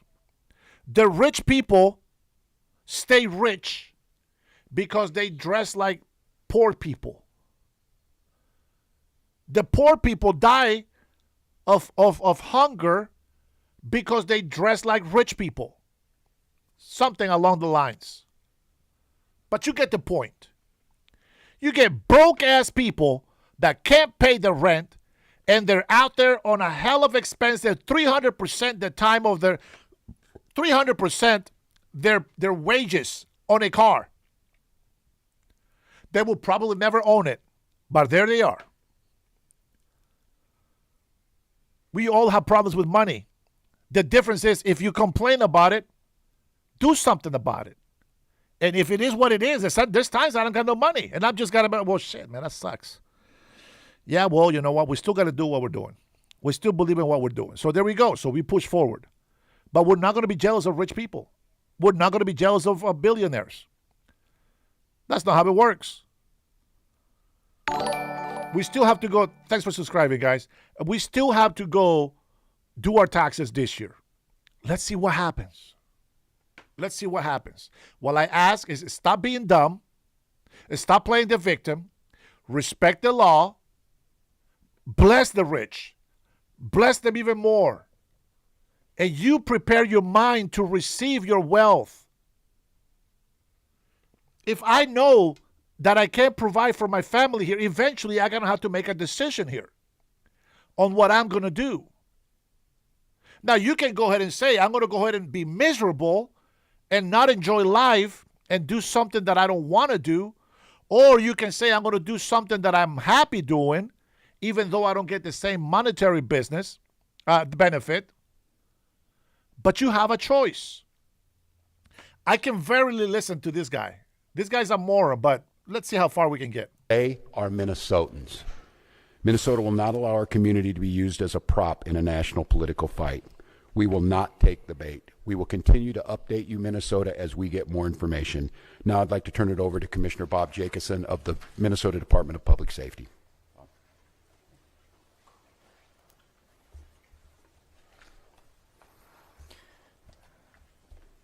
Thank you, Governor. As the Governor mentioned, my name is Bob Jacobson. It is my honor to serve as the Commissioner of the Minnesota Department of Public Safety. First of all, I want to acknowledge the reason that we are all here. The loss of life is not anything anyone would ever want. We fully expect that the community will want to peacefully demonstrate their anger or frustration. Minnesota residents and visitors have the right to peacefully demonstrate. We recognize that demonstrations are often driven by strong emotions, beliefs, and certainly a desire to be heard. Our role is to help ensure everyone can express themselves without anyone getting hurt. The Minnesota Department of Public Safety's role through the Minnesota State Patrol is to ensure safety, protect constitutional rights, keep roads accessible, and above all, to prevent harm. Our top priority is public safety. Our focus is keeping demonstrators, community members, drivers, and law enforcement safe, especially during moments of heightened tension or uncertainty. Demonstrations must remain safe and lawful, particularly around roadways. We will join with our partners to support safety while respecting the right to protest. With that in mind, I'd like to share a few safe and lawful ways to demonstrate. Minnesotans can safely and legally express their views in many ways, including getting together peacefully with others in public spaces, marching or walking, not on roadways, making your voice heard through chants, speeches, and displaying signs, being present in public areas where pedestrians are allowed, gathering in designated or permitted areas, and these actions will allow people to express themselves while protecting the safety of everyone involved. Unsafe or illegal actions could result in fines or arrests. Certain behaviors create serious hazards that threaten public safety, disrupt emergency services, or put people at risk. These actions could result in fines or arrest. Demonstrating on or entering a freeway on foot, walking on highways, throwing objects, starting or setting fires, damaging property or graffiti, using illegal fireworks, displaying or using illegal weapons, reckless or dangerous driving, especially near pedestrians, and certainly assaultive, aggressive, or riotous behavior toward anyone. We all want definitive answers to what happened today. Our Bureau of Criminal Apprehension is working in conjunction with the FBI to investigate this morning's shooting. As you know, we don't comment on active investigations, but also keep in mind that this is an investigation is also in its infancy. So any speculation about what had happened would be just that. And we will not engage in speculation. With that, I will turn it back over to the governor. Thank you. Thank you, Commissioner. We'd be glad to take any questions. Yeah, and I can let General Schaefer talk about this. It so happens it's a training weekend. We've got about 7,500 troops in training at our sites, training sites. I want to point out that everything that he said was correct. You guys got that, right? Stand up on the sidewalks. Don't block the streets. You can hold your signs. Use your voice. Stay off the street. You guys heard that, right? Okay.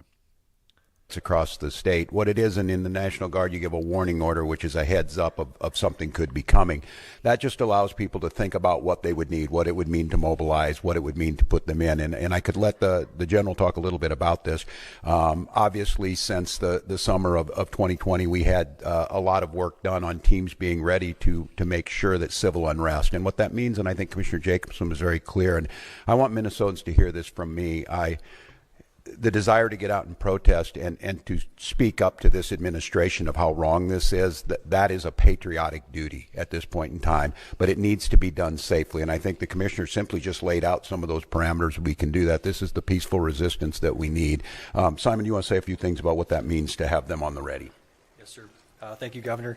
So for the military, Minnesota National Guard is comprised of 13,000 soldiers and airmen. We live all across and work throughout Minnesota. A warning order is just an initial step to increase your preparations. The Minnesota Guard is always prepared to respond and support state agencies and the citizens of Minnesota. So what that means for us today is just some additional checks on equipment that is ready at all times, and maybe some additional phone calls to service members who might be activated, but no activations. We are embedded with our state agencies here at the Operations Center to just continue parallel planning in the event that we are needed to support. Thanks, General. And I would make note, Mary, and to Minnesotans on this about the National Guard, they're there to protect you and protect your constitutional rights. These are our neighbors. They don't wear masks. They don't bust in from somewhere else. They're not here to cause hassles to you or what we saw today, the tragedy. Having them at the ready to make sure, because when we see these types of things happen, and we saw it after the murder of George Floyd, there's folks that want to cause chaos. There's the disruptors in it. And while the vast majority of those protests were peaceful expressions of their First Amendment rights, there were those that destroyed property and put people at risk. The National Guard is there to make sure that peaceful protests are able to be done, and that those that want to do the destruction are stopped from doing that. Yes. What is your threshold for activating the National Guard? You're talking about large-scale demonstrations, but the demonstrations at these ICE raids have been increasing in intention to the point where we saw one shot today. Yeah, and I think apparently by a federal agent, not by Minnesotans who were there to express their First Amendment rights. I think we've seen this to have folks ready. The gatherings that were down there today, I think this shocked everyone. People showed up as they should. There's people putting flowers down on a memorial. There's people expressing their anger. It's just as these situations develop, we decide when we need to move these people out. And I think the local reporters know well on this. Both unfortunately and for us, the upside of this is that we're very good and we've had practice at this. And I just want to, again, implore Minnesotans, I am not telling you not to express your anger or your frustrations or the outrage that we have. Look, this was totally predictable, as I said it yesterday, and it was totally avoidable. And I just want to remind you, too, that local law enforcement, we get no coordination. They don't tell us they're coming. They don't say why they're sending the largest deployment in American history to Minneapolis. They're not making us any safer. We don't have any of that coordination. They should be talking to us when we do these things. Let us know we're going to be down here. This is going to happen. We don't have that. So when you see local law enforcement or state patrol, or if it would take the National Guard, we're there responding to the chaos they've created too, but our role is to make sure that we're protecting Minnesotans so that something like this doesn't happen. I have not. The question was, have I spoken to the individual's family? No, we do not have a definitive ID on this individual. And I look, I'm going to note to all of you, I think it's really important, and the professionals do this, and they train me to do this. This is an open investigation. You need to be very careful about it. I know that many of you, myself included, have seen a very difficult video to watch, one where there's a family member watched their family member be shot and killed in front of them. It's beyond me that apparently from the federal government, from the Homeland Security Director herself, has already determined who this person was, what their motive was, and they hadn't even been taken out of the vehicle. We're not living in a normal world. And so, no, I have not. And I want to be very careful because I know how painful this is. I know how painful it is right now. I'm saying person and all that. This is a human being. This very well is an individual's child, a parent, and we don't know that yet. So, no, I have not, but once we do, we will. So, yes. Please.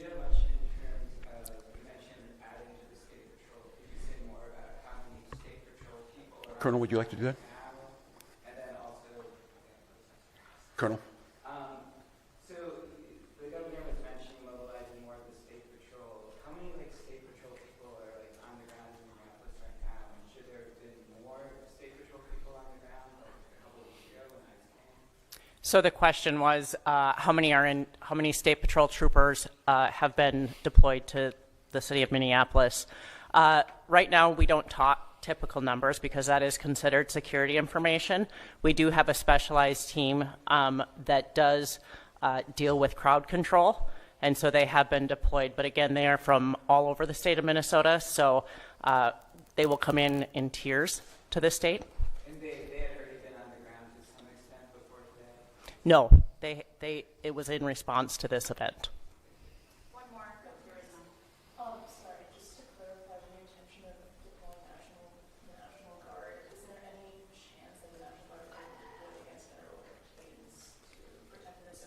I'm sorry. What was it?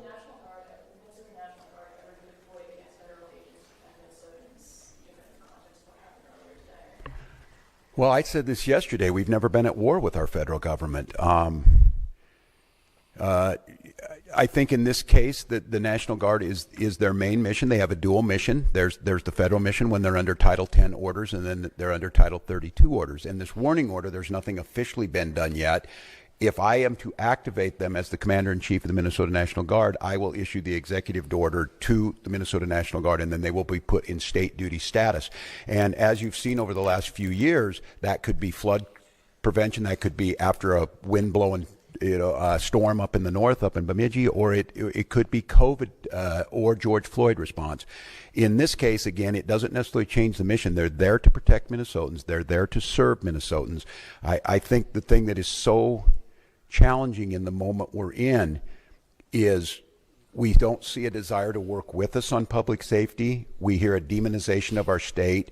We see people coming in who don't know our community, and we see this massive display for the TVs that we're trying to understand how is this coordinated. And some of you watch the videos on there, total chaos. And look, I have very limited work in this is the training in the National Guard, but I've had a lot of training now to watch how our professionals operate. After this person was shot, federal agents milling around, touching the vehicle at a crime scene and things. I don't know what to tell you, and I don't quite know how to respond to the question other than my primary responsibility as governor is the protection of the people of Minnesota. And you can be assured, whether it's the State Patrol or whether it's the National Guard, their deployment is there to protect Minnesotans from whatever it is. If it's an act of nature, if it's a global pandemic, or in this case, if it is a rogue federal agent. I don't know at this time, and I want to be very careful. It's unprecedented that we have the federal government's already determined exactly what's happened here and the motives of an individual that we don't even know the name. They don't know the name, and that's very difficult. So, well, one more, Dana.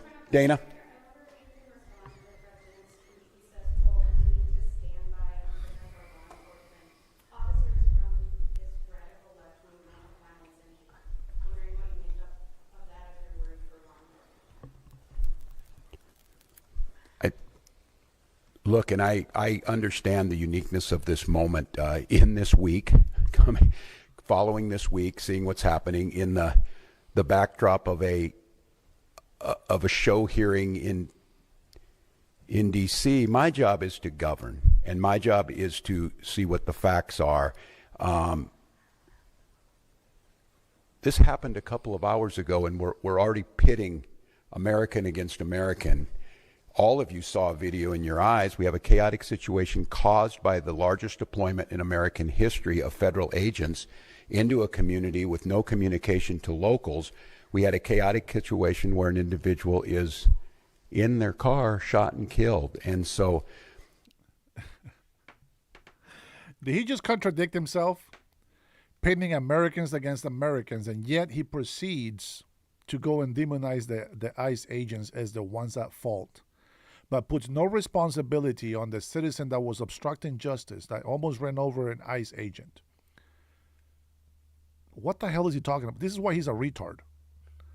And those of you who think I have no soul because I respect the law and I tell people to stay out of the way, but they don't want to listen, if you want to die by your own will, go do that. But don't do that on our watch. You can do whatever you want with yourself. You can go on there and you can support, or you can be part of the problem. I choose to support, not be part of the problem. If I tell you, don't block the streets, it's for your own safety. If I say get away from ICE and stay on the sidewalks, hold your signs, and you can yell and whatever you want, stay on a safe distance. Stop being so ballsy and criminals. You do not have the right to obstruct federal agents and their investigation. You do not have the right to go ask them for badge and number. You are not the police. Do you understand that?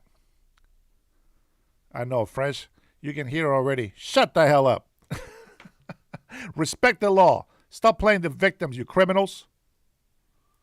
Look, I want to be very... She was trying to move. Are you kidding me? She was trying to run over the ICE agent. Let's not play stupid. She was blocking them from the beginning. She was not there to support them. Shut the hell up. Cautious here because Donald Trump will make this about me. He will make this about politics. This is a... He's making it about politics. He's made it against Trump. What is this retard talking about? And you guys listen to this guy. You guys are on this guy's side?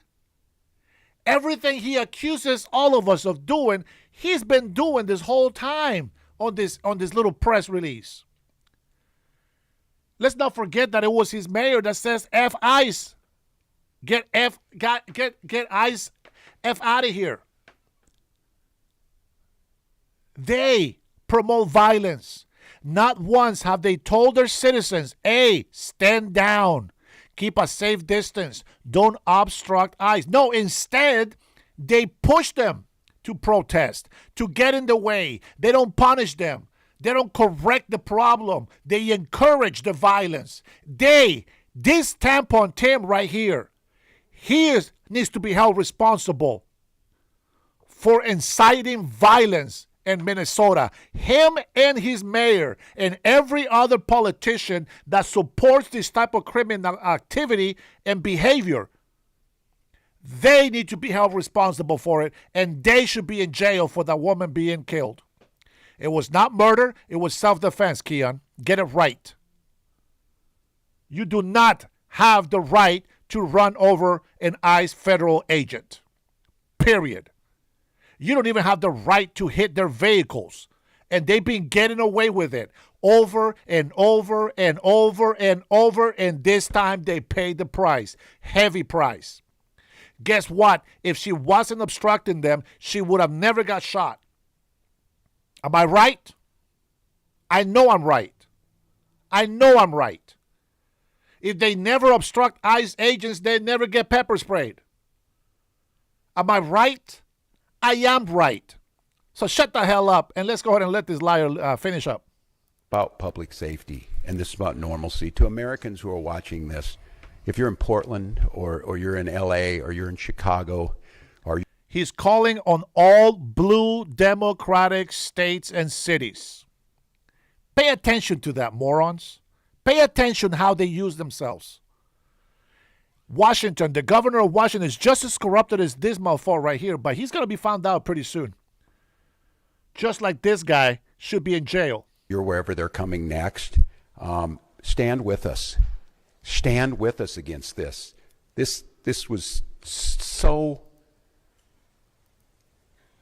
so preventable, so unnecessary. I agree. Very preventable, and he did nothing to prevent it, and instead he encouraged this bad behavior, this violent behavior from his people, made it a racist political issue when he should have been telling his people to stand down. And I don't know. I hope. Maybe we're at the McCarthy moment. Do you have no decency? Do you have no decency? We have someone dead in their car for no reason whatsoever. And I don't want to be right about this, but I said if they do this, they're going to create a chaotic situation where someone innocent's going to get killed. And they did it. And now we hear more political rhetoric. Enough. Enough. Again, they. How about us? They. What the hell is they? How about us? How about you hold your citizens accountable for their behavior? How about that? See, the left people, the leftists, the retards, the libtards, the people that we call retards and idiots, you people on the left side are always guilty of being bullies, being violent, and then when you get your ass kicked, you play the victim. Well, that's not how it works. If you follow the law and you behave like every other civilized American citizen, you would not be in trouble. You will not be getting hurt. But yet, you continue to be rebellious. You continue to break the law. Well, eventually, you're going to have to pay the price. Very simple. Thanks for subscribing, guys. Is enough. And so to Minnesotans, don't take the bait. Do not take the bait. Do not allow them to deploy federal troops into here. Do not allow them to invoke the Insurrection Act. Do not allow them to declare martial law. Do not allow them to lie about the security and the decency of this state. And let's let this investigation play itself out. Let's make sure we protect our neighbors. I encourage you to use your First Amendment rights in all of your constitutions. Shut the hell up. How about you encourage them to behave themselves? Why don't we listen to this guy? Sick of listening to that tampon. Fox News alert. A woman was killed today during an ICE operation in Minneapolis. An ICE vehicle was stuck in the snow, and while trying to push it out... Oh, yeah. No big deal. She was trying to get out of the way, guys. Trying to go full speed to get out of the way. You see that ICE agent's hand almost got taken away? Let's get back here. Let's get back just a little bit. Bring it back, brother. A woman was killed today during an... Shit, I got this thing is blocking my view here. Let's get out this one. I hate to do the...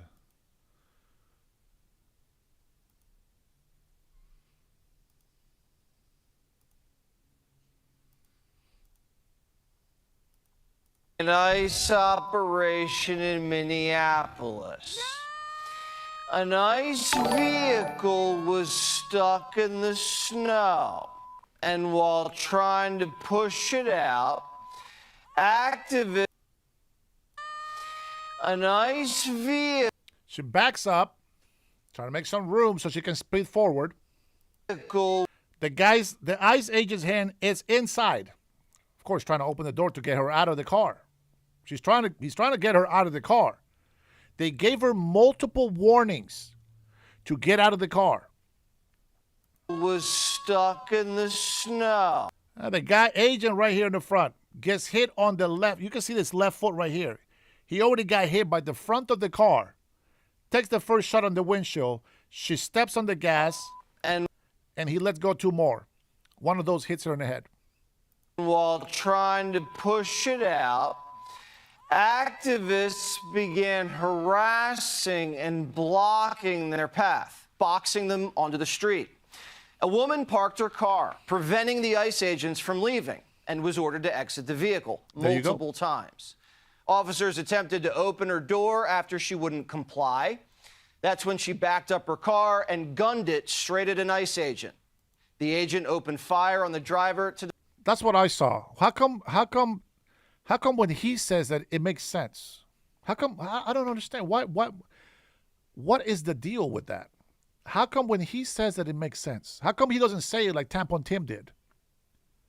You see how Tampon Tim says, we don't want to go and create this hate and division and all this stuff. But then, yet, he says he doesn't want to make it political, but then he makes it political. Then he doesn't want to make division, but he's making a division. He doesn't want to create hate, but then he creates hate.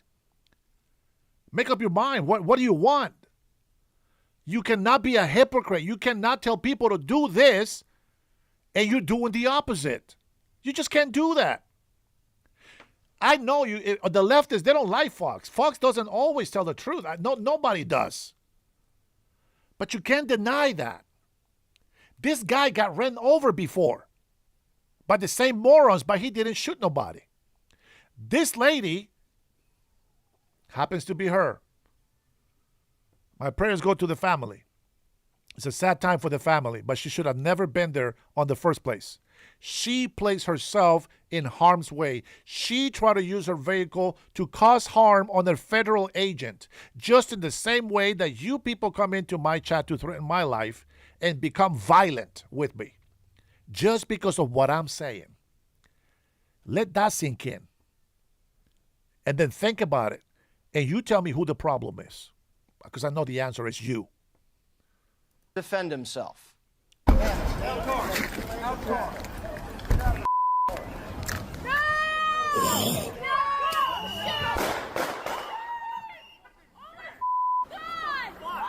What the? So the guy, you saw him limping. He's limping for a little bit. He's limping.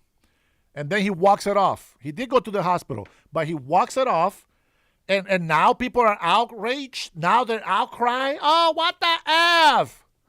That doesn't change the situation that she put herself in harm's way. Everybody that defends this behavior is guilty for her not being on this earth alive anymore. Every single one of you who defends this behavior from the left, you are all guilty for this person not being alive today. Every single one of you. Dude, what the? It's sad. It's sad.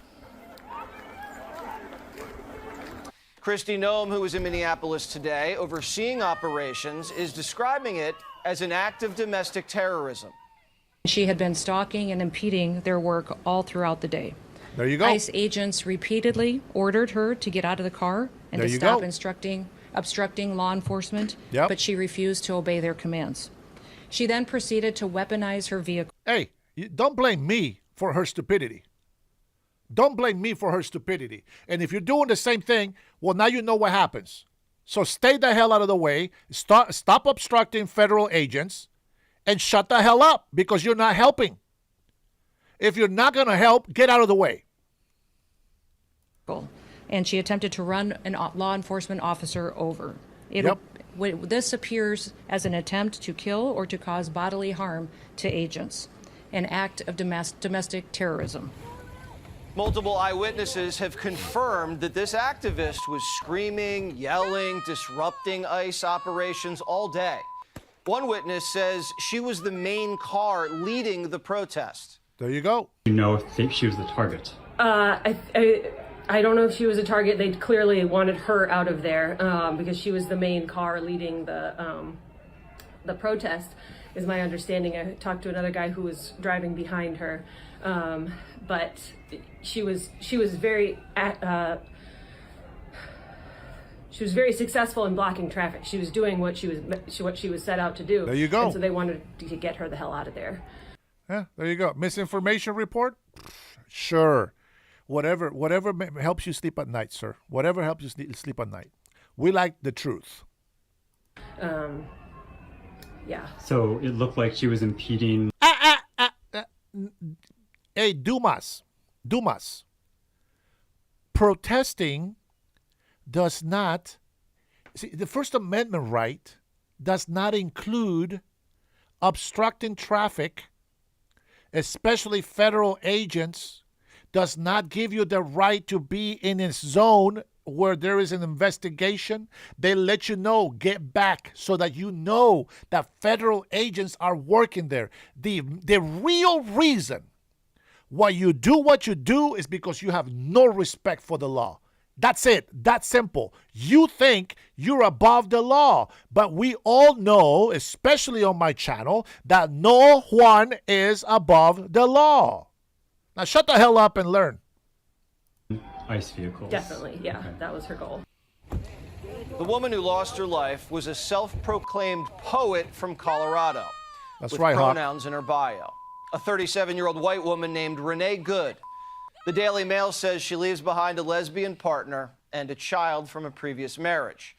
She was a disruptor, though she considered herself a legal observer. Mentally But there's unstable, no like most evidence of you she had a people on the law left. degree. Different angles show different things. You can Boom. see here the officer was actually hit by the car, and the first round he fired went straight through the front windshield as the car barreled directly at him. When you slow it down, watch the tires. She floors it so hard the tires spin out, and the vehicle heads directly towards the agent, and then bears right later. Christy Nome says this agent wasn't new. He was well-trained, and he conducted himself by the book. When an agent believes there's a serious threat to his bodily harm or an imminent threat to his life, he's authorized to use deadly force. And this specific officer had been dragged by a car driven by a protester earlier this year in Minneapolis. Cars are a 2,000-pound weapon and have been used repeatedly against ICE agents. People are being trained and told how to use their vehicles to impede law enforcement operations and then to run over anybody who gets in their way while they go out there and try to disrupt peace and public safety. And Americans deserve better. This was a split-second decision. He thought he was going to get run over by the car. The woman had been harassing him all day, blocking him, obstructing, not complying. He felt his life was in danger. He'd been throttled by a car before in the same city. Tragic to see someone die. Look at him limping. But what would you do? He limps and then he walks it off. Democrats will always side with criminals against law enforcement. Yep. Always. I noticed. And Minnesota Democrats will go even further. Instead of calming the situation, as Mike just referenced, they will incite more violence, especially against ICE agents. I know the leftists don't like Fox, but I'm telling you right now, these guys are a breath of fresh air. They speak better than I do. I give them props for telling the truth. You can deny it all you want. She shouldn't have been there. She shouldn't have been there, and the governors and the mayors that encourage people to go out and do this, they are 100% guilty for inciting violence. Just as they tried to put Trump behind bars on January 6th, this is actual proof. Every single day is proof. And you morons on the left stay there hating Trump and the Republicans and the administration while you hypocrites are over here doing exactly everything you blame us of doing. And we're not playing that game anymore. I'm so happy that these guys report the truth. I'd be so pissed off right now if these guys did the same thing that CNN did. I'd be so mad right now. What they are doing is causing chaos and distrust. They're ripping families apart. They're sowing chaos on our streets. And in this case, quite literally killing people. So they are already trying to spin this as an action of self-defense. Having seen the video of myself, I want to tell everybody directly, that is bull. Wow, he's fast. It had only been a few hours, and the Dancing Queen had already conducted the definitive investigation. He anointed himself judge and jury, effectively calling the ICE agent a murderer. It sounds like a typical Democrat to me. Same libtard, same leftist mentality. You guys are ignorant. It's the same thing. You hear that? That's exactly what I say. I don't. They don't have to tell me. This is what I make my own conclusions of, and here she is saying it. Here's right here. She's saying it for me.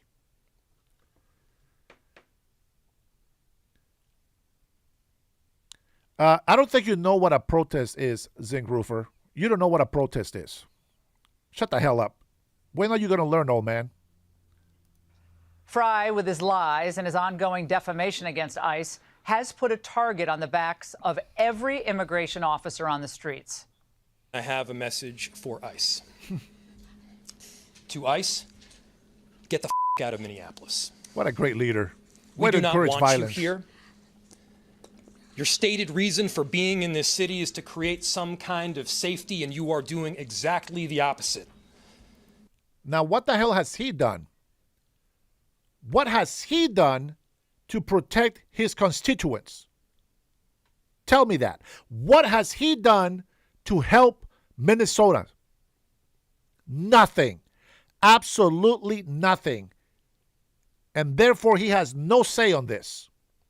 He is guilty for not warning them that this can happen. And like Tampon Tim says, they knew that this could happen. And yet, they didn't tell the people that. They've been practicing this, he says. They've been training for this, he says. But not once have they told their people to stay out of the way, to not block ICE, to give them space, protest from the sidewalk, use your signs. You can use your megaphone, whatever you want, that's fine. But don't put yourselves in harm's way. Why is that so hard to say? You're not taking the ICE side, but you want to make sure that your citizens, your constituents that you say you love so much, you want them to be safe. Tell them. Guys, it's dangerous out there. Don't get in front of vehicles. Guys, it is a crime if you try to hit an ICE agent. Remember, they are federal agents. It is a crime. You will go to jail, possibly get shot. If you try to run them over with your vehicle, if you come at them with a stick, if you're throwing rocks at them, you can get shot. It is the same thing with police officers. Come on, don't play stupid, guys. Come on. You gotta speak the truth sometimes, man. Stop playing left and right. Stop playing Republican or Democrat. Shut the hell up with all that stuff. Start being an American. Maybe you're not American. Maybe you're from another country. Maybe you're illegal. I don't care what the status or what it is, but if you are in this land, man, for Pete's sakes, stand up for it. That is not how you protest. That is not a protest. I know what a protest is. People are being hurt. Families are being ripped apart. By them. They are guilty for that. They allow illegal criminals into their city, and then they bitch and complain for the law enforcement applying the law to get rid of these illegal immigrants that they let in the city in the first place. You know, as a governor, I don't have to be an ICE agent. I can say, wait a minute. This is my state. Why are you here illegally? If you don't have permission to cross the border on the north or the south, the east or the west, you are not allowed in my state. You know why? Because we are part of one country. That's my stance as a governor. No sanctuary city for illegal criminals. None. I want every migrant to have some self-respect. I want American citizens to look at the migrants with great honor, to have them here. You know why? Because they will be respecting the law. And when the migrants, when foreigners, when aliens come over here from another land, when they come over here and they respect the law, they're honoring the American people. Some of you are masoquistas. I don't know how to say that in English. That's a person that likes to get slapped and beat around. I don't know what you call that in English. Somebody put the word in there so I can learn it. Listen to what I'm saying. If you have me in your house as a guest, if I compliment you, I respect your rules. Can I use your restroom? You invite me in your house and you say, hey, Dennis, make yourself at home. And I say, okay, thank you. I'm honored. Hey, Hoopty, can I use your bathroom? Of course, man. Make yourself at home. Go for it. Right there. Second door on the right. Okay. Hey, Hoopty, can I grab a soda? From the? Of course, man. No, you know what? Sit down. I got you. You go grab the soda, grab your glass. You boom. Here you go, my friend. Let me tell you how we do it in Honduras, okay? Let me tell you how we do it in Honduras. If I have you as a guest in my house, and I say, would you like a glass of water? Would you like some juice? Would you like a soda? Whatever you tell me you want. The way we do it in Honduras is this. We grab a glass of water, right? A glass. We wrap it around with a napkin, and then we fill it in with a cold beverage, maybe some ice, and then we give you that with a napkin. That is how we give you something to drink in Honduras. And when you respect my house, and when you respect my rules, even if I give you the right to do anything in my house, but because you respect me, I'm honored. And you know what I want to do? I want to honor you even more. You know what, Cone? Instead of your dumbass saying that, you should be like, you know what? That's a great idea. That's a good hospitable, attention. Instead of saying that, you go back to Honduras. What a retard. I'm telling you, man, you guys, I wish that you guys will have a brain to think. I really wish that you guys learn how to gain favor from those who you hate so much. There's just no helping you people. There is just not helping you people. Trump is not hurting our country, bro. Our country is not illegal immigrants. That's not our country. That's an invasion. Those are invaders. They're not our country. Honduras that respect the law, that's Hondurans. That's my people. Hondurans that come over here and break the law, they're criminals. They got to be in jail. There's a big difference.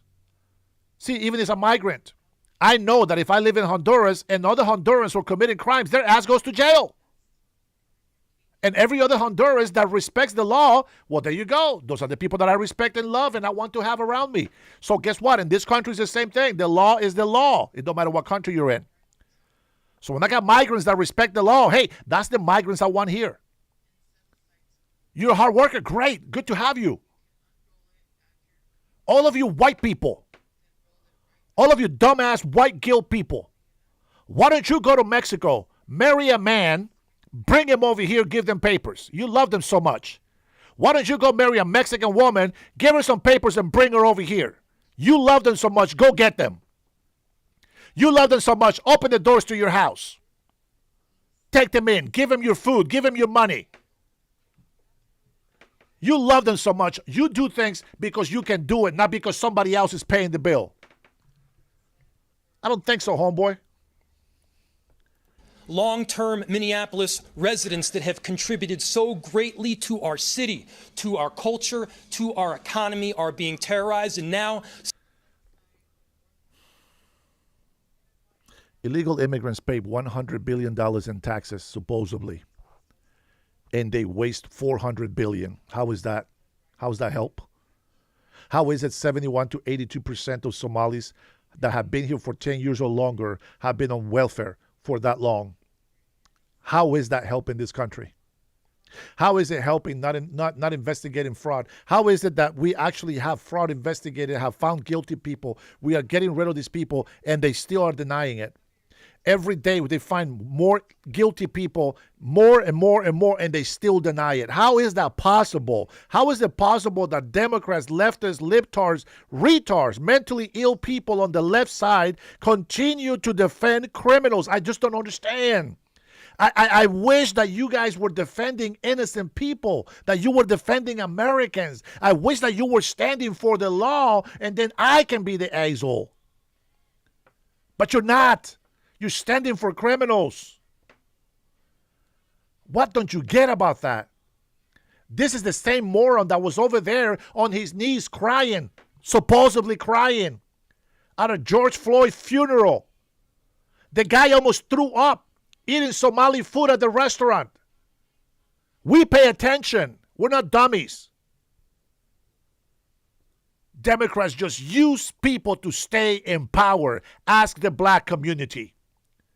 How many times they come in and promise and promise and promise and deliver nothing. And the only people, the only black people that benefit are those that they have behind them. The ones that actually work with them, that hide their illegal doings. That's the only black people. That's the only minority they help. The ones that kiss their ass. But they don't go out there to the real black community. I see a lot of black conservatives standing up against these people. That's the black people I like. People that believe the same thing that I do. That there is only two genders. That men cannot be women. That men cannot be allowed to play in girls' sports. That is the same mentality of the people that I want to have around me. I don't care if you believe in God or don't, but if you respect the law, you will be a better person for it. Will your soul be saved? No. But will you be a better person? Sure. Will we have peace and prosperity in this country? Yes. Those are the people that I respect and honor and love, and I want around me. Somebody is dead. What an embarrassment this man is. We all know that if it was the ICE officer who had been shot by a protester, Fry would still be blaming Trump. Yep. The administration today was having none of this. Noam believes the video is clear. This appears as an attempt to kill or to cause bodily harm to agents, an act of domestic terrorism. The ICE officer, fearing for his life and the other officers around him and the safety of the public, fired defensive shots. He used his training to save his own life and that of his colleagues. I want to point out she was at the border earlier today, and she cares about her agents. She flew up to Minneapolis to do that press conference. Well, we'll wait to see what the investigation finds, but given how dangerous things have gotten out there, these agents are in an almost impossible situation on the streets. The bottom line is Democrats encourage anti-police, anti-ICE hatred because they think it's good for them politically. They cater to radical constituents who believe that all ICE agents are racist, enforcing illegitimate laws, and therefore they deserve to be threatened, they deserve to be harassed, they deserve to be put in imminent danger of bodily harm. But they claim, of course, the Democrats, to dread these moments. We've dreaded this moment since the early stages of this ICE presence in Minneapolis. Not only is this a concern that we've had internally, we've been talking about it. They are not here to cause safety in this city. What they are doing is not to provide safety in America. His short little pants are on fire there. They're all desperate to change the subject, though, aren't they, from the Somali fraud investigation, which is exposing the corruption of their constituents. Governor Walz was thrilled to be talking about something else today, but he was as duplicitous as ever, calling for calm as he condemned the ICE operation and, of course, the Trump administration. Look at that. Didn't I just say that from his little speech? That is what I said, but I think she puts it up better than I did. And I'm sure that everybody on here noticed the same thing, right? You noticed the same thing. Please tell me you did. At least tell me that you thought the same thing. Or were you so concentrated on hating us so much that you don't want to listen to what we have to say? See, you guys can hear, but you don't listen. That's the problem with you people. You hear, but you don't listen. That's the problem, guys. That's a problem. Administration. Do you have no decency? Do you have no decency? We have someone dead in their car for no reason whatsoever, and I don't want to be right about this, but I said if they do this, they're going to create a chaotic situation where someone innocent's going to get killed. And they did it. Let's let this investigation play itself out. Let's make sure we protect our neighbors. I encourage you to use your First Amendment rights and all of your constitutional rights, but do so in a peaceful manner. Okay. If anyone has blood on their hands here, it's Walz himself. Yep. Let's not forget what he said just a few months ago. Donald Trump's modern-day Gestapo is scooping folks up off the streets. They're in unmarked vans wearing masks, Oh, look at that speech at a college. Oh, very interesting. being shipped off to foreign torture dungeons. Wow. Foreign torture. I mean, look, other than calling in the National Guard, which he did, as Mike referenced, of course, that's smart tonight, the radicals in power have learned nothing from the violent chaos of the Floyd riots. And I was there shortly after that covering it. Minneapolis police abandoned their own precinct in 2020 to arsonists. Total chaos. Hundreds of millions of dollars in damage. Of course, it spread all across the United States. That same thing happened here in Seattle, Washington, just so you know. And yes, it's a blue state as well and city. So rather than de-escalating the situation, what the Democrats and radicals do is they stoke the worst instincts in people. Democrats know this, and they're fine with it. So we get what? We get car ramming, we get doxing, attacking agents with bricks, rocks, thrown at moving vehicles, even shots taken at them, as we saw in Dallas. So Democrats tonight should be ashamed of themselves. Voters, come on, Minnesota. Wait, you're great people. Pay attention to who your politicians are really representing. I do want to turn our attention now to those politicians in Minnesota. ICE says the woman, quote, weaponized her vehicle and an officer, quote, fired defensive shots. It's a tragedy. A woman is dead. And that demands seriousness. It demands facts, and it demands due process. We'll wait to see whether this ICE officer acted responsibly or appropriately. That matters because the facts matter. And it must be made, those facts, that conclusion, on evidence, not politics. What we don't need to wait for, though, today is judging the behavior of the mayor of Minneapolis, who stepped up to the podium and, without having all the facts, chose to inflame and blame. I have a message for ICE. To ICE, get the out of Minneapolis. Good message. We do not want you here. Your stated reason for being in this city is to create some kind of safety, and you are doing exactly the opposite. That is not leadership. That is sedition. It's encouraging people to interfere with the lawful actions of the state. And when a mayor uses his office to delegitimize federal law enforcement in the immediate aftermath of a deadly incident, it's not protecting his city. He's putting people in danger. They're ripping families apart. They're sowing chaos on our streets. And in this case, quite literally killing people.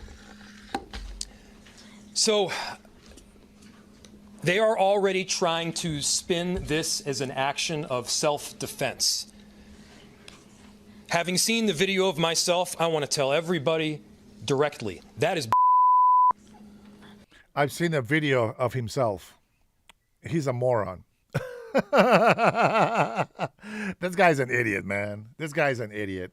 And I shouldn't even make fun of them because we have the same idiot mayor here in Seattle now, and we had the same dumbass governor, just as Tampon Tim is here in Washington. I'm going to tell you, I know that the minority of the people, well, supposedly, because I believe that the Democrats have been cheating for years here in Washington. But when we run our campaign, man, I hope that I get a lot of Washingtonians to come up and step up to the plate. I want businesses to prosper. I want businesses to have more employees. I want people to really enjoy walks in the cities again. I don't want to see junkies on the street. We're going to have mental asylums available for people that have mental problems. They will not be randomly walking on the street. I believe that we have to build a sane city before we build a sanctuary city. I believe that we need to encourage corporations to come and do business with us, create thousands and thousands of jobs with good pay and opportunity for the Washingtonians. Let's make sure that people pay less taxes and that we have more work and more resources to work with. It is very, very doable if we maintain our budget, if we really look out for the benefits of everybody and not just our stupid-ass party. We are not supposed to be loyalists. We're supposed to be patriots, and that means country first and party second. This was an agent recklessly using power that resulted in somebody dying, getting killed. Let's be clear. ICE enforces laws democratically passed by Congress, signed by presidents elected by the American people. You can oppose those laws. Yep. You can campaign against them, but you do not get to incite resistance to their enforcement. Correct. Here is the cause and effect reality that Jacob Fry refuses to own. For years, Democrat politicians have described ICE as masked kidnappers, as an occupying force, as the Gestapo, as anything other than law enforcement. That's the kind of rhetoric that sends protesters, rioters, into the streets to physically interfere. And today, we saw the real-world consequences. Well said.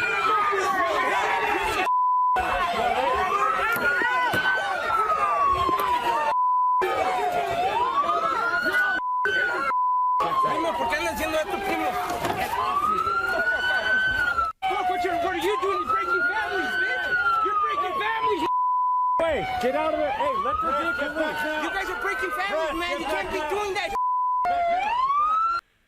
Any criminal will be separated from their families.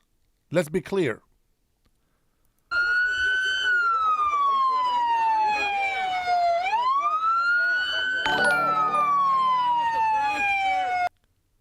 Thank you, pizza guy. What you say?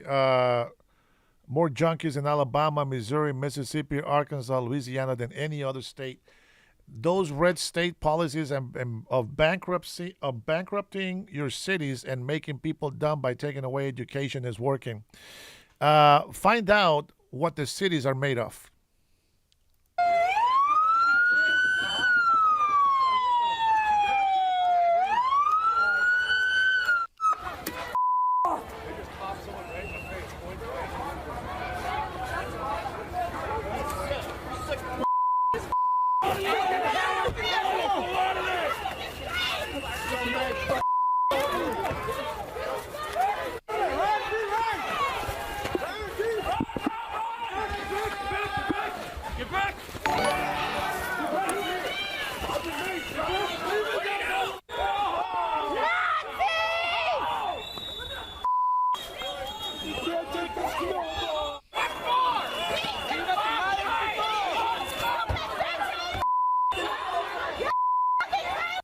You see that? You see your so-called innocent citizens assaulting federal agents. And you still want to call us the hateful people. You still want to make excuses for that behavior. Tell me that's your freedom of speech. Tell me that's how you protest. Because if that's how you protest, what you get back is what you deserve. I'm against that behavior. They will never be in harm's way if they don't behave this way.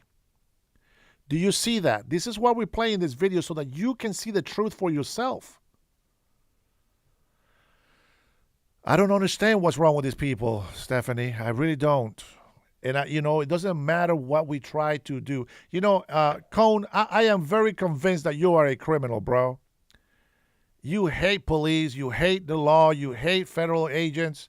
I'm very convinced that you're a damn criminal. You're a snowflake. Go to the corner. You're misbehaving. Go to the corner. Go. This is not cosplay protest theater. This is not high school political performance. This is real life. Let me pull something up here. You see this map right here, pizza guy? I'm going to go ahead and make it big and block my face with it a little bit. What do you see in there? You see that? What do you see there? All those blue dots are your blue cities, and they are in red states. You tell me, what is the common denominator here? What is the common denominator? Do you see that? Well, it said, Trinity says, I don't know where you're getting your information from, but they're consistently lying to you. Please start questioning everything and find answers in databases, not people's words. So this map right here, U.S. cities with the highest reported homicide rates in 2024. Democratic mayors. There you go. There's your map. Birmingham, Alabama, Jackson, Mississippi, St. Louis, Memphis, Tennessee. Oh, sorry, Trinity. You're in there. You are in there. But anyway, we're not going to go through all that stuff, right? There you go. I hope that helps. And thank you for your support, Pizza Guy. We will determine whether the officer acted within the law. That process must be respected. But this much is already clear. The confrontation itself didn't begin with that agent. It began with reckless political rhetoric that directly put those amenable civilians directly in the path of armed law enforcement. This tragedy is not on an ICE agent defending himself from a moving vehicle. It is on the politicians who set this in motion. It is on Jacob Fry, a man who behaves this way, who rushes to judgment, who undermines lawful authority and inflames public hostility in the aftermath of a death, has no place in American leadership. Not as mayor, not as a public servant, not as a dog catcher, not anywhere near power. Words create reality. Leaders choose those words, and today Jacob Fry chose recklessness, and people paid the price and might continue. And that's what I say. We will stand with the president, and we will work in with federal agents to get rid of all criminals in our city and state and watch this country flourish again. If you people on the left, the crazies that don't want to listen to reasoning, get in the way, we might not do it. So I urge you, please use your common sense. If you have any, you got to snap out of it. You really got to snap out of it, man. We need you. We don't want to alienate you. We need you. We need you to be on our side, protecting our country, our cities, our counties, our states. Do it for your children. Do it for your children's children. We need you. Democrat, independent, I don't give a crap. We need Americans to come together. Do you understand? In order for us to have order, we all need to follow the law. If you want to protest, okay, I get it. You want to complain and bitch and whine about everything. Oh my God, it's exhausting. The fatigue is so great. Pick your battles, man. Don't just go protest everything. That makes you look like an insane mental health problem person. You got to pick your battles, man. Somebody wants to build a hotel by the beach. You go protest that. Pick your battles, man. Pick your battles. The red states control the funding to those cities. They literally bankrupt their own cities. Also, Georgia is blue, so you need to change that graph. Listen, that it doesn't matter what changes are done right now.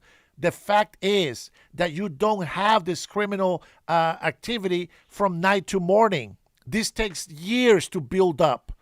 And the blue cities have owned most of them. Most of them. And they do today. Do you see the formula that Democrats continue to defend criminals? Why do they continue to criminalize law-abiding citizens, authority, police, federal agents? Why do they do that? They criminalize police and they let tweakers do heroin when it's illegal on the streets. They let them do it. Socialists, they let them do it. They're doing that here in Seattle, in Washington State. You got to be able to see that, man. How many times? You know what? This is why I got to do this every single day. Every single day I got to come and talk about this. And I hope that a lot of Washingtonians that have left Washington come back and support. I believe you only have to be here for 6 months. So if you want to make a difference, come and reside in Washington State for at least 6 months. Let's run together. Let's win. Let's make Washington great again. And then hopefully we can spread the good prosperity and we can make a good plan for success to other states. I agree. I agree with that. I agree with that, Iceman. Not just them, including Republicans. Everybody. Yeah, anybody.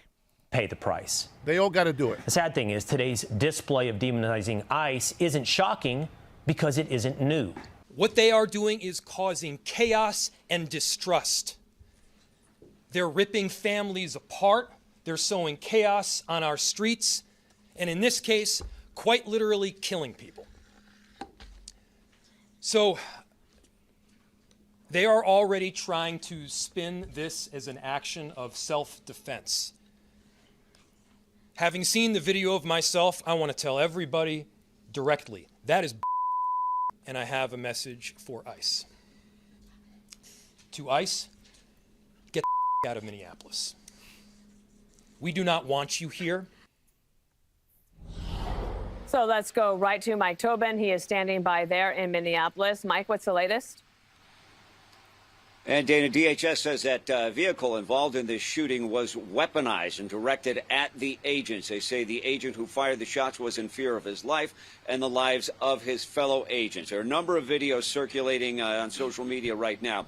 The ones in which you can see the agent who fired the shots, you will see 3 agents get out onto Portland Avenue and approach that vehicle. One of the agents was standing directly in front of that Honda SUV when it lunged forward. He fired 2 shots through the windshield. One of them, at least, struck this woman and killed her. Now, Jacob Fry, you heard him say that he doesn't buy the narrative at all, using the phrase BS there. Governor Tim Walz, with all the heat that he has been under lately, he said what he wants now is to get federal agents out of Minnesota. We do not need any further help from the federal government. To Donald Trump and Kristi Noem, So they don't need money. That sounds good. You've done enough.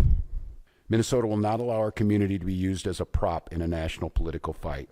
We will not take the bait. Now, chaos ensued immediately after the shooting. People descended on the scenes. They tried to push through the outer perimeter of the federal agents who were trying to keep the crime scene secure. The only reason why these teenagers do that, they're being taught that that's what you do. Do you understand the problem? That is the problem. They think that this is okay. This is not okay.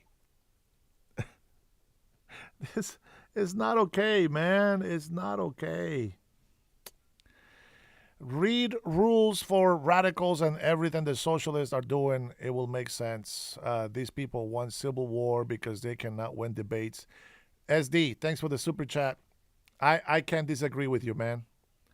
I can't disagree. I know. It's sad, but we got to keep trying to dialogue. We still got to be able to say it. You know, I go through leftist videos and feeds like what I'm doing, and they say exactly the opposite of what I say. And what I don't understand is how can they not see that they're breaking the law? How can they not see that? There's something has been twisted. I don't know exactly what it is or how the devil's able to manipulate people to do evil and support evil. I know the Bible says that this was going to happen, but I still would like to somehow find a way to make sense of things. You know what I'm saying? Like, I really just, I guess I have not given up hope that people can change their minds. I can't do it. Hyena, listen, I know what you think you see. I know what I see, okay? Regardless, if he has already skipped her, it doesn't matter, bro. Don't excuse her behavior of trying to run him over. It is the same thing that when losers lose a fight and they go and blame the person that beat them and make them look like the bad person. That's kind of how I see that. Just because you lost, you cannot blame somebody. And I don't mean that to put you down or disrespect you. I know when you guys write something, you know, I can interpret it the wrong way. So I apologize for that. But I don't want you to think that I'm being hateful about it. I will agree, maybe a little bit more training, but we cannot excuse Look at this, police ICE, right? Do you see any local police in any of these videos? Now, I can guarantee you that where we have local police support, these people are taken care of. They get pushed out of the way. They're gone. They're out of the way. Have you seen the videos of those cars when the people keep throwing garbage and things on the city so that the ICE agents can go, and the local police is out there clearing the way, and these leftist socialist people are hating the local police because they say, why are you helping ICE? They are there protecting them so that they don't get hurt, and they don't see that. Stay on the sidewalk. Protest. No, local police needs to police who? Their constituents of that city, of that county, of that state. Local police, it is their job. It is the job to control their citizens of that, their constituents. They are there to protect their locals 100%. But they are not doing that, my friend. They're not doing that. They need to do that. Now, if you support people throwing things at ICE agents, there is nothing that I can tell you. I'm just going to keep wasting my breath. There is nothing that I can tell you because you will never understand anyway. If you don't see that throwing things at ICE agents is assault, then I recommend that you go and look. Is throwing an object at somebody assault? Is spitting on somebody's face, is that assault? Go look that up. Go look that up.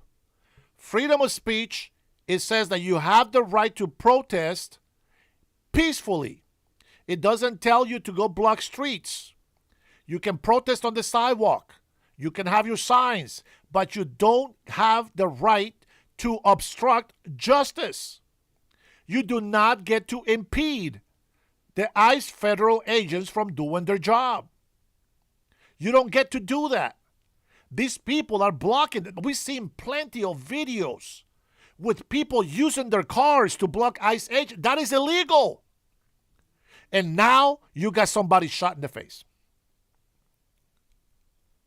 Let this be a lesson to everybody else out there. Stay out of the way. Protest. Protest peacefully. Yeah, right, Stephanie? Yeah, de-escalate a car. Sure. Yeah, we'll de-escalate that. Yeah. Whoo, yeah, I know, man, I know. Sure, that is when we saw the pepper spray come out, tear gas came out a couple of times during the day today. The crowd remained on that scene, growing to about 400 strong at one point. But ultimately, they towed away that Honda SUV and a couple of vehicles that were hit by the car after the shooting. And that look at that. They're still throwing things at them. Federal agents had pulled That's not protesting. That's assault. Maintained the scene, but there was still friction with the local law enforcement, meaning Minneapolis state and sheriff's deputies. They pulled all of them out, and that turned the protests at the shooting scene into a march. The march ultimately dissipated. You now have about 150 people still at that scene. That's right. I agree. You don't have the right to block me from getting to work. Dana? Mike, thank you so much. And I just want everybody to have a chance to hear from the Secretary of Homeland Security, Kristi Noem. She reacted earlier. Look at that sign. About a shooting that we just had in Minneapolis. That sign that guy holds his eyes, get the F out. That's exactly the words that the mayor used. Who do you blame for that? You should blame the mayor. That's right. Minnesota, it was an act of domestic terrorism. What happened, it was our ICE officers were out in enforcement action. They got stuck in the snow because of the adverse weather that is in Minneapolis. They were attempting to push out their vehicle, and a woman attacked them and those surrounding them and attempted to run them over and ram them with her vehicle. It's not okay that anybody got shot. It's not about being okay or not. It's a fact that that's what happens. That's what happens when you F around and you find out. Just don't put yourself in that position. That is the lesson that I want you people to learn. They can't shoot you if you run at them, because they need to defend themselves. They don't know you. Look how many people throw sticks at them ice bottles, snowballs with rocks. What would you do if you got surrounded by 7 people and they start throwing sticks and bottles at you? What would you do? Tell me. Very simple. What would you do? Officer of ours acted quickly and defensively shot to protect himself and the people around him. What's the rule of law, bro? I've been saying it all this night. The whole night I've been saying it. What are you talking about? They have the right to defend themselves. All right, well, I have the right to defend myself. Somebody comes running at me and they start throwing stuff at me. They throw the car on me. I'm shooting too. And I'm not shooting to stop the wheels. I'm not that great of a shot. I'm going to unload my whole clip on that windshield. You're not going to try to kill me with your car. You understand that? So guess what happens? Hey, excuse me, get out of the way. Get out of the way. No, she knew she effed up. They told her to get out of the car multiple times, and she didn't. Get this news analyzed by the folks here at the table. Lawrence, vehicles can be used as a weapon. Is that what you think happened here? Well, they are considered weapons. I want to handle this a little bit differently. I don't want to tell the audience what to think, but I do want to offer them some perspective as they analyze the video. A couple things that I looked at immediately is how the responding officers respond immediately. There's a vehicle that is clearly obstructing them. The threat. Hold on, S.A. Let me see. Tony Tiger says, had the previous admin not been so desperate for voters that they flooded our country with criminals, deportations operations would not be necessary. 100%, Tony. I've been telling these people all the time, bro. They don't listen. They just don't listen. I don't know how else to put it. I guess all I can do is just continue to bring up the issues, and maybe one of these times it will stick in. You know what I'm saying? Thank you for that super chat, brother. I appreciate you, Tony. That level is high, but the responding officers go toward the vehicle and they don't go with their weapons drawn. Typically, in a case like that, their weapons would be drawn because you have obstruction that's going on. You don't know who's in the vehicle. You don't know what's in the vehicle, but they don't. The responding officer on the right-hand side, and you'll see it in the video, that ends up being the person that shoot the suspect the entire time, has his phone video in it. You see a cell phone the entire time. He then makes his way, which is standard operating procedure. When you don't see someone that's in the passenger side, you want to. Nice try, Joe. I already gave my rebuttal on that one. I already used that against you guys. That's what I'm saying. The leftist people defended the police that shot Ashley on the head. They defended him. Why? She was just going through the window. Right? She had no weapons. She had no car. That pussy-ass cop was afraid of a woman with no weapons? You see the difference? This is a woman with a car, a weapon, a deadly weapon. I hope that helps. I hope that helps. Get a clear view of the windshield so you can see who's in the vehicle, right? So he's positioned there. There's another officer that's on that side where the suspect is that's driving the car. He still has his cell phone filming the entire thing. Now then, as they're given the command to stop the car, one of the officers puts his arm into the vehicle. Because that's a dangerous, his gun is still not drawn. His arm is in the car trying to open the door, all right? That's a good point. No weapons drawn at this time. That is true. That's a good point. The officer, at some point, when you see the other angle, and we're showing it right here, that's in the front, that has his cell phone. When the vehicle... That's a good point. He actually points. He takes the gun out when she tries to run him over. That is irrelevant, my friend. The action is already in motion. Starts to go forward, puts his phone down, draws what happened? his gun, I missed the rush, babe. Shot within in the front of the windshield, striking the suspect. Those angles are important. I'll add one more piece to this, because a vehicle can be a weapon. I'm learning from my sources within the department, both in the White House as well in ICE, The officer that shot the shot has been drugged before. Now, John Roberts has this reporting, as well as my sources have confirmed it. Now, there could be body cam that says this is not true. They could say that these sources are wrong. Bro, the guy was limping for a little bit, and then he walked it off. He did go to the hospital to get checked in so that they can have the evidence that there was a hit by the car. I'm sure that's why they went to the hospital, to acquire, proof, right, that he got hit. But then, he's not working. He's got a little vacation. He needs to go spend some time with the family.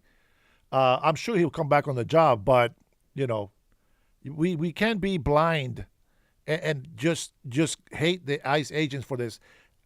I've been saying this for so long, since we started doing this. People need to get the hell out of the way. They need to shut the hell up, get out of the way. Stay at a safe distance. Don't provoke them from hitting you with pepper spray. Guys, get out of the way, man. You can go ahead and protest, hold your sign. You can do all those things, but you got to stay out of the way, man. It's for your safety. Please, listen. Hey, Bernie, popping in here again. Bernie, was the ICE agent hit by the lady in the car? But right now, based on the evidence that we have right now that is available to everyone, it looks like a clean shoot. Mm-hmm. Emily, there you go. I want to just play for you clean from shoot. Governor Walz. He's been in the news a lot lately and for other reasons, which we might get to a little bit later on the fraud there in Minneapolis and the welfare fraud. But he also came out in front of the cameras today, talked about the shooting. We've been warning for weeks that the Trump administration's dangerous, sensationalized operations are a threat to our public safety, that someone was going to get hurt. So tell me, how does that message deliver to the people? How does what he just said, how does that deliver a safety message to the people? Let me get back to him again. He also came out in front of the cameras today, talked about the shooting. Pay attention. Now, he's giving you this message. What is he trying to tell you? I want you to put it in the chat. What is he saying to you? Lawfully. What is he saying for you, okay? Will this give you calm? Will this give you rationalization? Will this allow you to concentrate? Okay, so there is some danger that can happen here if I do this, if I do that. Okay, maybe I shouldn't go out there. Maybe I should just, take care of my family, make sure that we're safe. Let's respect the law. Tell me what you think of this message. We've been warning for weeks that the Trump administration's dangerous, sensationalized operations are a threat. They're dangerous and sensationalized to our public safety. Are a threat to our public safety. Now, with that being said, this piece of junk for a governor is talking about the President of the United States of America. Whether you like him or not is irrelevant. He's following the law. He has the right to do it. No questions about it. No doubt. Did you receive a message of peace and a message that makes you feel safe and say, hey, let's talk about this. I want you guys to be on your best behavior. We want to make sure that nobody gets hurt. Let's make sure that safety is our first priority. Let's make sure. No, I didn't hear none of that. All I hear was hate them more. That someone was going to get hurt. Just yesterday, I said exactly that. What we're seeing is the consequences of governance designed to generate fear. That sign language lady drives me crazy. It's governing by reality TV. And today that recklessness cost someone their life. Any thoughts here on the legalities or on those comments? Right. Well, first of all, him mentioning reality TV and recklessness, those are his comments. And he's the one that is theatrical and dynamic on stages, calling President Trump ICE agents, Gestapo, and Nazis. So we can get to that a little bit later as well, because I do want to focus on the legalities for a second. So for the... My friend, hi. We are pissed off at all these people that have been obstructing ICE agents, that have been doxing our ICE agents and their family. We are pissed off of all that. We're pissed off of these people trying to run agents with their car. We're pissed off of this entitled, dumbass people thinking that they have the right to go try to hit somebody with their car. That's what we're sick and tired of. So that she gets shot 5 times, the whole clip should have been emptied on her. Stop it. She shouldn't have been there in the first place. Those that on the left that have been jumping to conclusions that this is murder and it wasn't self-defense, including the mayor, which is so, speaking of reckless, absolutely worthless and such a rotten form of leadership to come out of the gate and say it was not self-defense. But here's the standard that officers abide by. First of all, if the my friend, if I tell you to stay out of the freaking way, I'm trying to save your life. You are saying the opposite. You're telling people to continue to do this. So who's really promoting hate here? Who's turning up the heat? You people that keep saying that these people are right, that they continue to break the law, that they continue to obstruct justice, and you're saying it. I'm saying stay out of the way. Stay out of the way, but you don't want to listen. So why would you blame me for that? I say protest. Use your freedom of speech. Get the hell out of the way. That's simple. That's simple. It's not rocket science. Do you understand? Please tell me that you understand what I'm saying. I'm trying to help you. Officer reasonably believes that the suspect poses an imminent threat, not Bye, Aztec. I don't need your bullshit right now.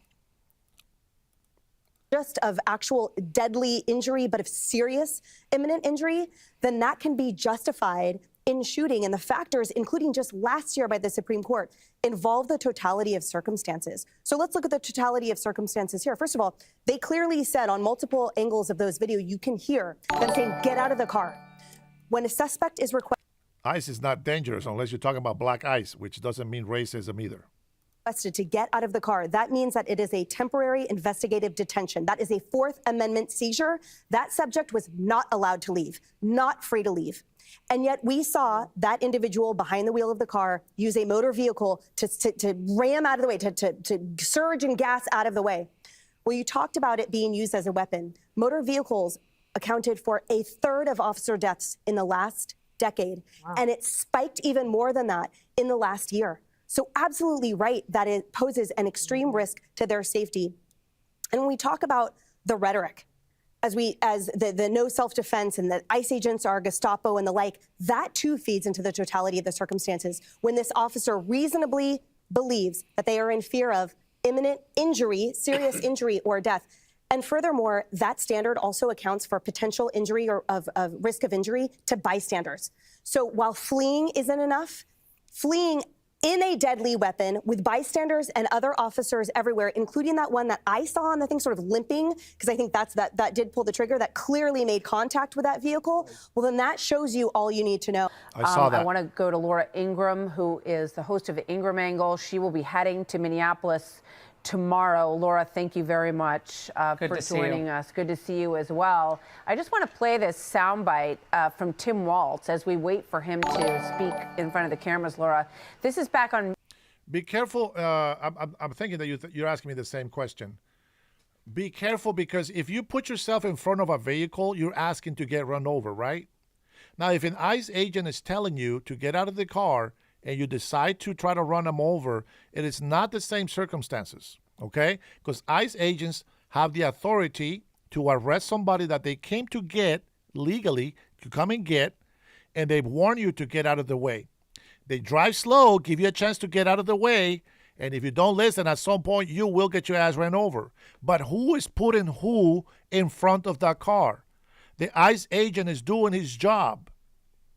He doesn't think that she's going to try to run him over, but she made that decision herself, and I hope her family finds peace and finds comfort. But listen, you know, I know she said she left a lesbian wife and a son or a child from a previous marriage or relationship.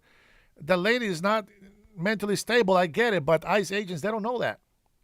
So if somebody tries to run them over with a car, I'm trying to make sense for you. May 17th of 2025. Here's what he said about Donald Trump's modern-day Gestapo. Watch this. Donald Trump's modern-day Gestapo is scooping folks up off the streets. They're in unmarked vans, wearing masks, being shipped off to foreign torture dungeons. All right, and Laura, this is what President Trump just posted. I have just viewed the clip of the event which took place in Minneapolis. It's a horrible thing to watch. The woman screaming was obviously a professional agitator, and the woman driving the car was very disorderly, obstructing and resisting, who then violently, willfully, and viciously ran over the ICE officer. Just so you guys know, in case you didn't know, she was leading that movement with the car. So she was the actual lead of trying to block ICE agents. She's been following them. Officer who seems to have shot her in self-defense. Based on the clip, hard to believe he is alive, but is now recovering in the hospital. The situation is being studied in its entirety. The reason these incidents are happening is because the radical left is threatening, assaulting, and targeting our law enforcement officers and ICE agents on a daily basis. They are just doing the job of making America safe. We need to stand by and protect our... Pizza guy, we want to follow the law. Nothing to do with Trump. Follow the law. How hard is that?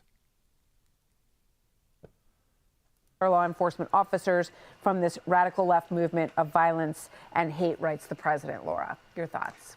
Well, I think when you look at this, and Martha, over the years since George Floyd, almost every summer, I've gone back and done assessment reports on the ground about how things have been there since Floyd.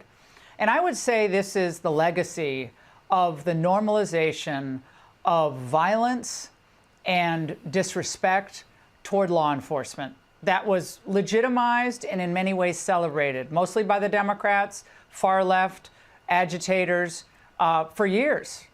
And once again, Minneapolis is ground zero for this. And so for Fry to come out and Walz to come out as they're engulfed in this Somali fraud controversy that you've covered so well, for them to come out and pass judgment on this case and once again... Not her job, not her right. ...fan the flames of distrust and loathing against law... Brother, let me make this clear. Even the police cannot tell an ICE agent to leave. Do you understand that the police is above us as just regular citizens? We don't impose the law on anybody. The police does that. If you want to protest, protest. Do not obstruct. Do not go provoking federal agents. Get the hell out of the way. Very simple. Police officers can't even tell ICE agents to get the hell out of their city. The mayor and the governor can say all they want, but there's nothing they can do about it. So what gives you the authority to tell them? Nothing. Nothing. You have no authority over them. None. Enforcement will breed more of this. There will be more violence, perhaps tonight. I hope not. There will be more... They told her to get out of the car. There is no de-escalating anymore. She needs to comply. Get out of the car. Multiple times. Get out of the car. Leaving is no longer an option, my friend. Arrest across the country. And this is, again, this is the same place where we saw ACAB graffiti all over Minneapolis, St. Paul for years. And it's still there, by the way. All cops are B-word. And celebrated. Ouch. Oh, great. Josh, good careful. on you. Glad you're out there. Glad you're protesting. And I'm so glad you mentioned that I believe the 3rd police precinct, if I'm correct, 3rd police precinct was burned to the ground. It still stands there as a monument to anarchy. The building is abandoned, never been rebuilt. That's the legacy of this. Now we have someone dead, convinced perhaps that gosh, you have to do everything you can to stop the Gestapo. I mean, if the Gestapo is really here amongst us, who among us wouldn't do everything we could to protect others? So it's irresponsible. It's incitement to violence at its core. And for them to come out and pass judgment on this case, it's actually, I'd say it's breathtaking. I really think that they should arrest Tim Walz and that mayor, that bum-ass mayor. I really think that they should arrest them for inciting violence in their city. They failed their city.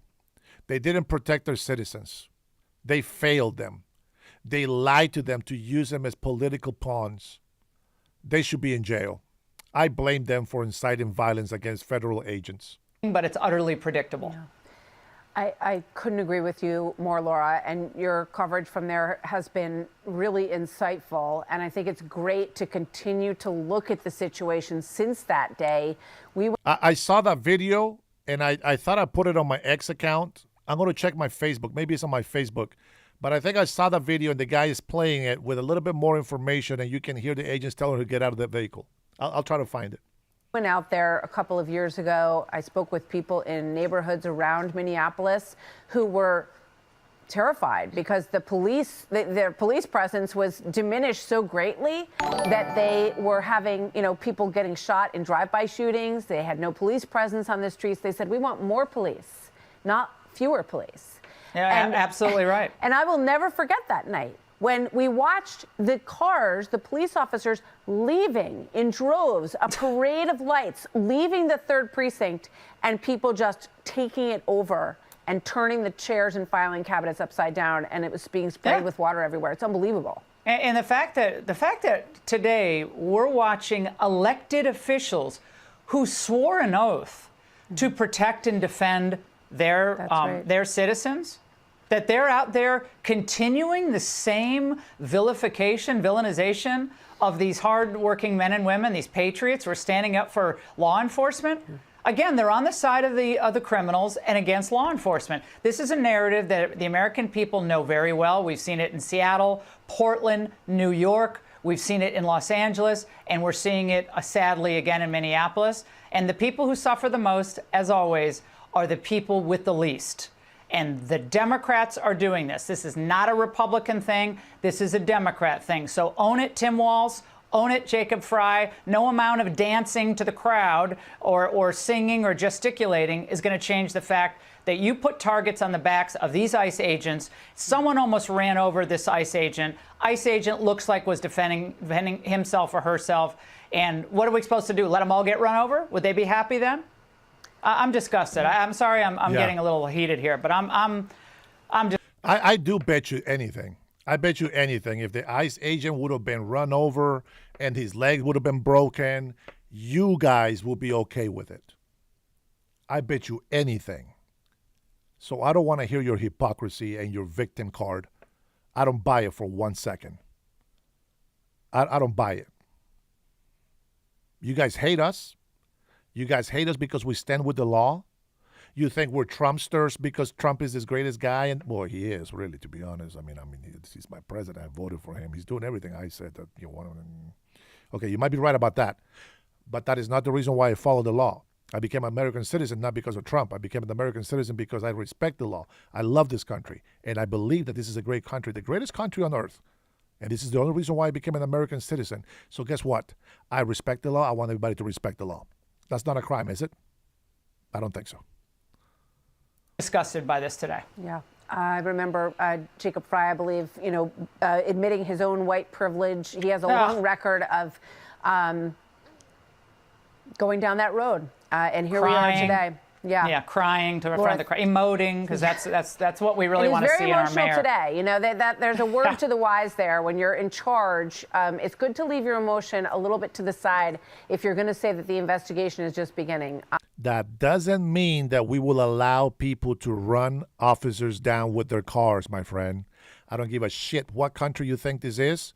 This is the United States of America, and it is a country of laws. Respect the law. It's a leadership issue. Laura, thank you so much for taking some time with us today. We will see you tonight at 7 o'clock and look forward to your coverage. That was a great, great video. Thank you so much, Fox. This is why I continue to listen to these guys. They're amazing. They are amazing. They truly are. All right, let me close that window. I try to go to my Face account, but I don't have it. Why don't we switch gears? Let's do something different. I want to share this from my Facebook account. Watch what happens when Bill Maher forces a Democrat to explain why tariffs are bad until their own party starts using them. Chinese TVs, okay? Why don't we say cars? Because that's what we're actually doing under the Biden administration. Okay. 100% tariffs on Chinese cars. Why doesn't it not work only for Republicans? I don't get it, because this is what Biden is doing. I just want to get the concept of what a tariff is. I'm going to use a different example. I'm going to use televisions, okay? Let's say, according to Trump, China pays the tariff. China doesn't pay the. He's gonna try to explain tariffs, but he already knows he effed up. He knows what the answer is gonna be, because right now he's using common sense. I think this clip is hella funny. Tariff. But let's say it's cars. Yes, let's say. Why doesn't it work the same way? Why isn't it a bad idea when the Democrats are doing? We have to protect our own makers here. In that case, damn it, Biden's wrong. There you go. Was that so hard? That's it, man. That's it. That's it. That's it. You see that? You see when Democrats start thinking, rationalizing, start actually think about what they're saying, they find out, oh shit, I guess Biden is wrong. It's just so simple, man. All right, let me see what else I got on my Facebook account. Guys, what happened? Somebody died. It's an atrocity. I don't condemn it. I don't condemn it. Condole it. Yeah, I don't condole it. But at the same time, this is what happens when you don't respect the law and you start playing stupid games. Your family pays the price. When people die, they die. They don't feel nothing. They don't have pain. They don't have nothing else. But the family that get left behind, they are the ones that suffer. So please be safe. Get the hell out of the way. Very simple. Get out of the way. Respect the law. Forget about Trump. Respect the law. Okay? I know that you won't do it, but at least we said it here. Okay? All right, here we go. Let's go ahead and share this liberal education, part 4, Donald Trump. How can liberals have a gender reveal party when their baby hasn't decided what gender it is yet? If abortion isn't murder, then why is it a double homicide when a pregnant woman is killed? Charlie Kirk. So a mother can abort her baby if she doesn't want the responsibility, but a father will go to prison if he doesn't want the responsibility. Have you ever noticed how the same people that claim gender isn't real want a female president? It's funny how if you have a nose ring, we all know who you're voting for. If I steal less than $1,000 worth of stuff in San Francisco, police won't even investigate it. But if I forget to turn my left blinker on, I will get a massive ticket.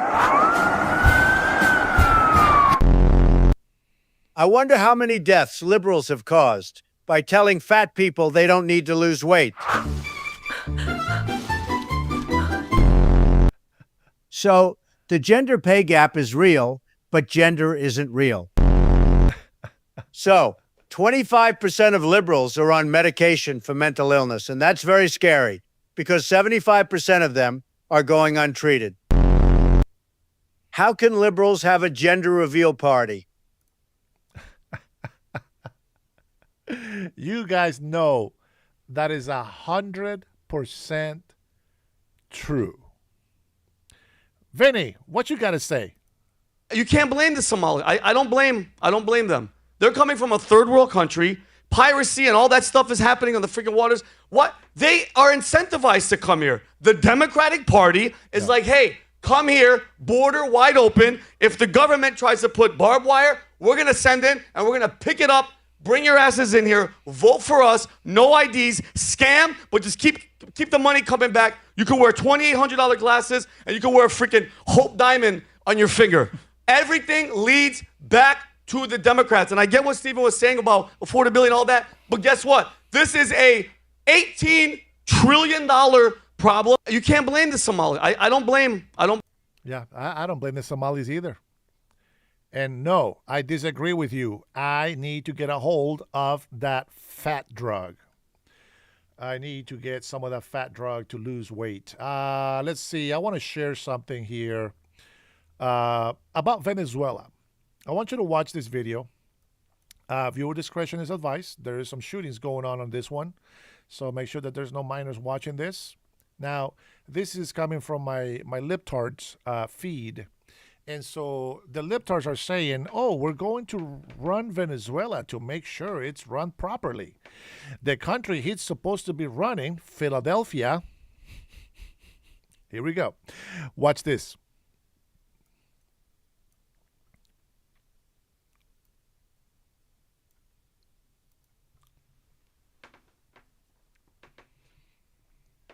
Ghetto Philadelphia shooting, right? Look at that handgun in there with the switch on. These guys think they're so cool and they're so gangster. Look at this, putting lives at risk.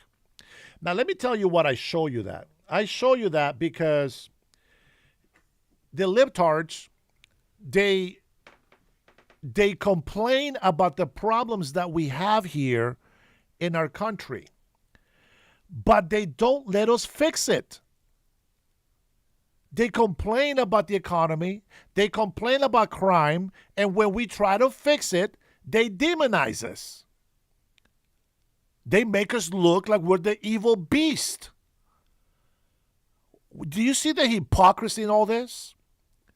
Where do you get off judging us when we stand by the law? Pizza guy don't even know we have a law. He doesn't know that we have a law. You can't make this up. You can't make this up. And then here we go. And then the same leftist people on their feed come and talk bad about us. Here you go, Jeff. For you that says that I'm brain dead. Here we go. Look, Trump, we're going to run Venezuela to make sure it's run properly. The country he's supposed to be running. Here we are. Watch again. Nope, no sound. Don't want to use the sound. Look at the tweakers. I talk about the statues. Remember that? They just freezing on the street. There you go. There you go. I love it. You know, the Democrats, they're almost there. They're almost there. But they don't know that they are the problem. Look at that. Look at all that garbage. Look at the druggies on the street. Look at this behavior. This is what the libtards defend. Lawlessness. Lawlessness, drugs, criminals. This is what they think that these people just need a hug and take care of. That's it. That's what the leftists think.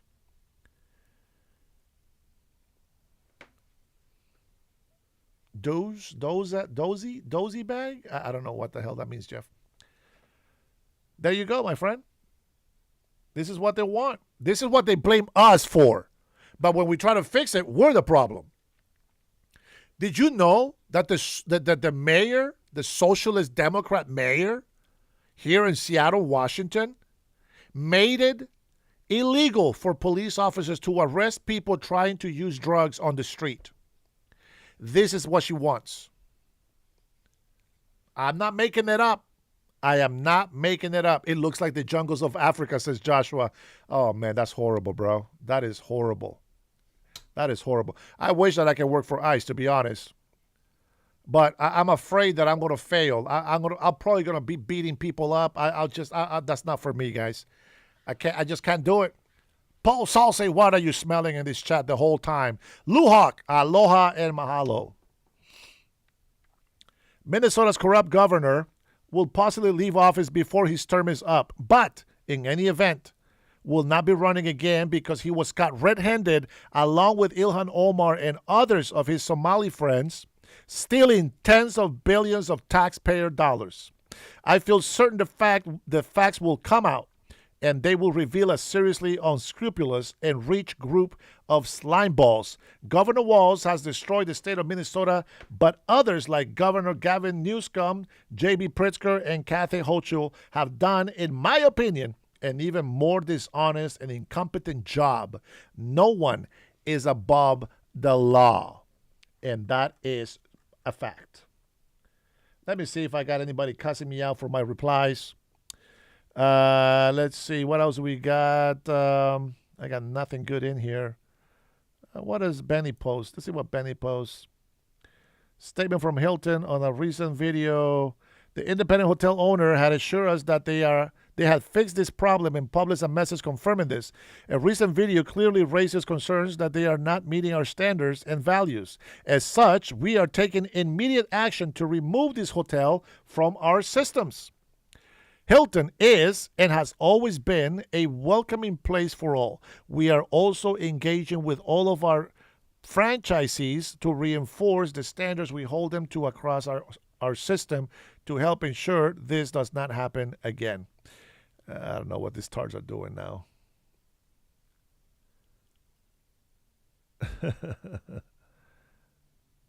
Insert clicks. No, we don't need that.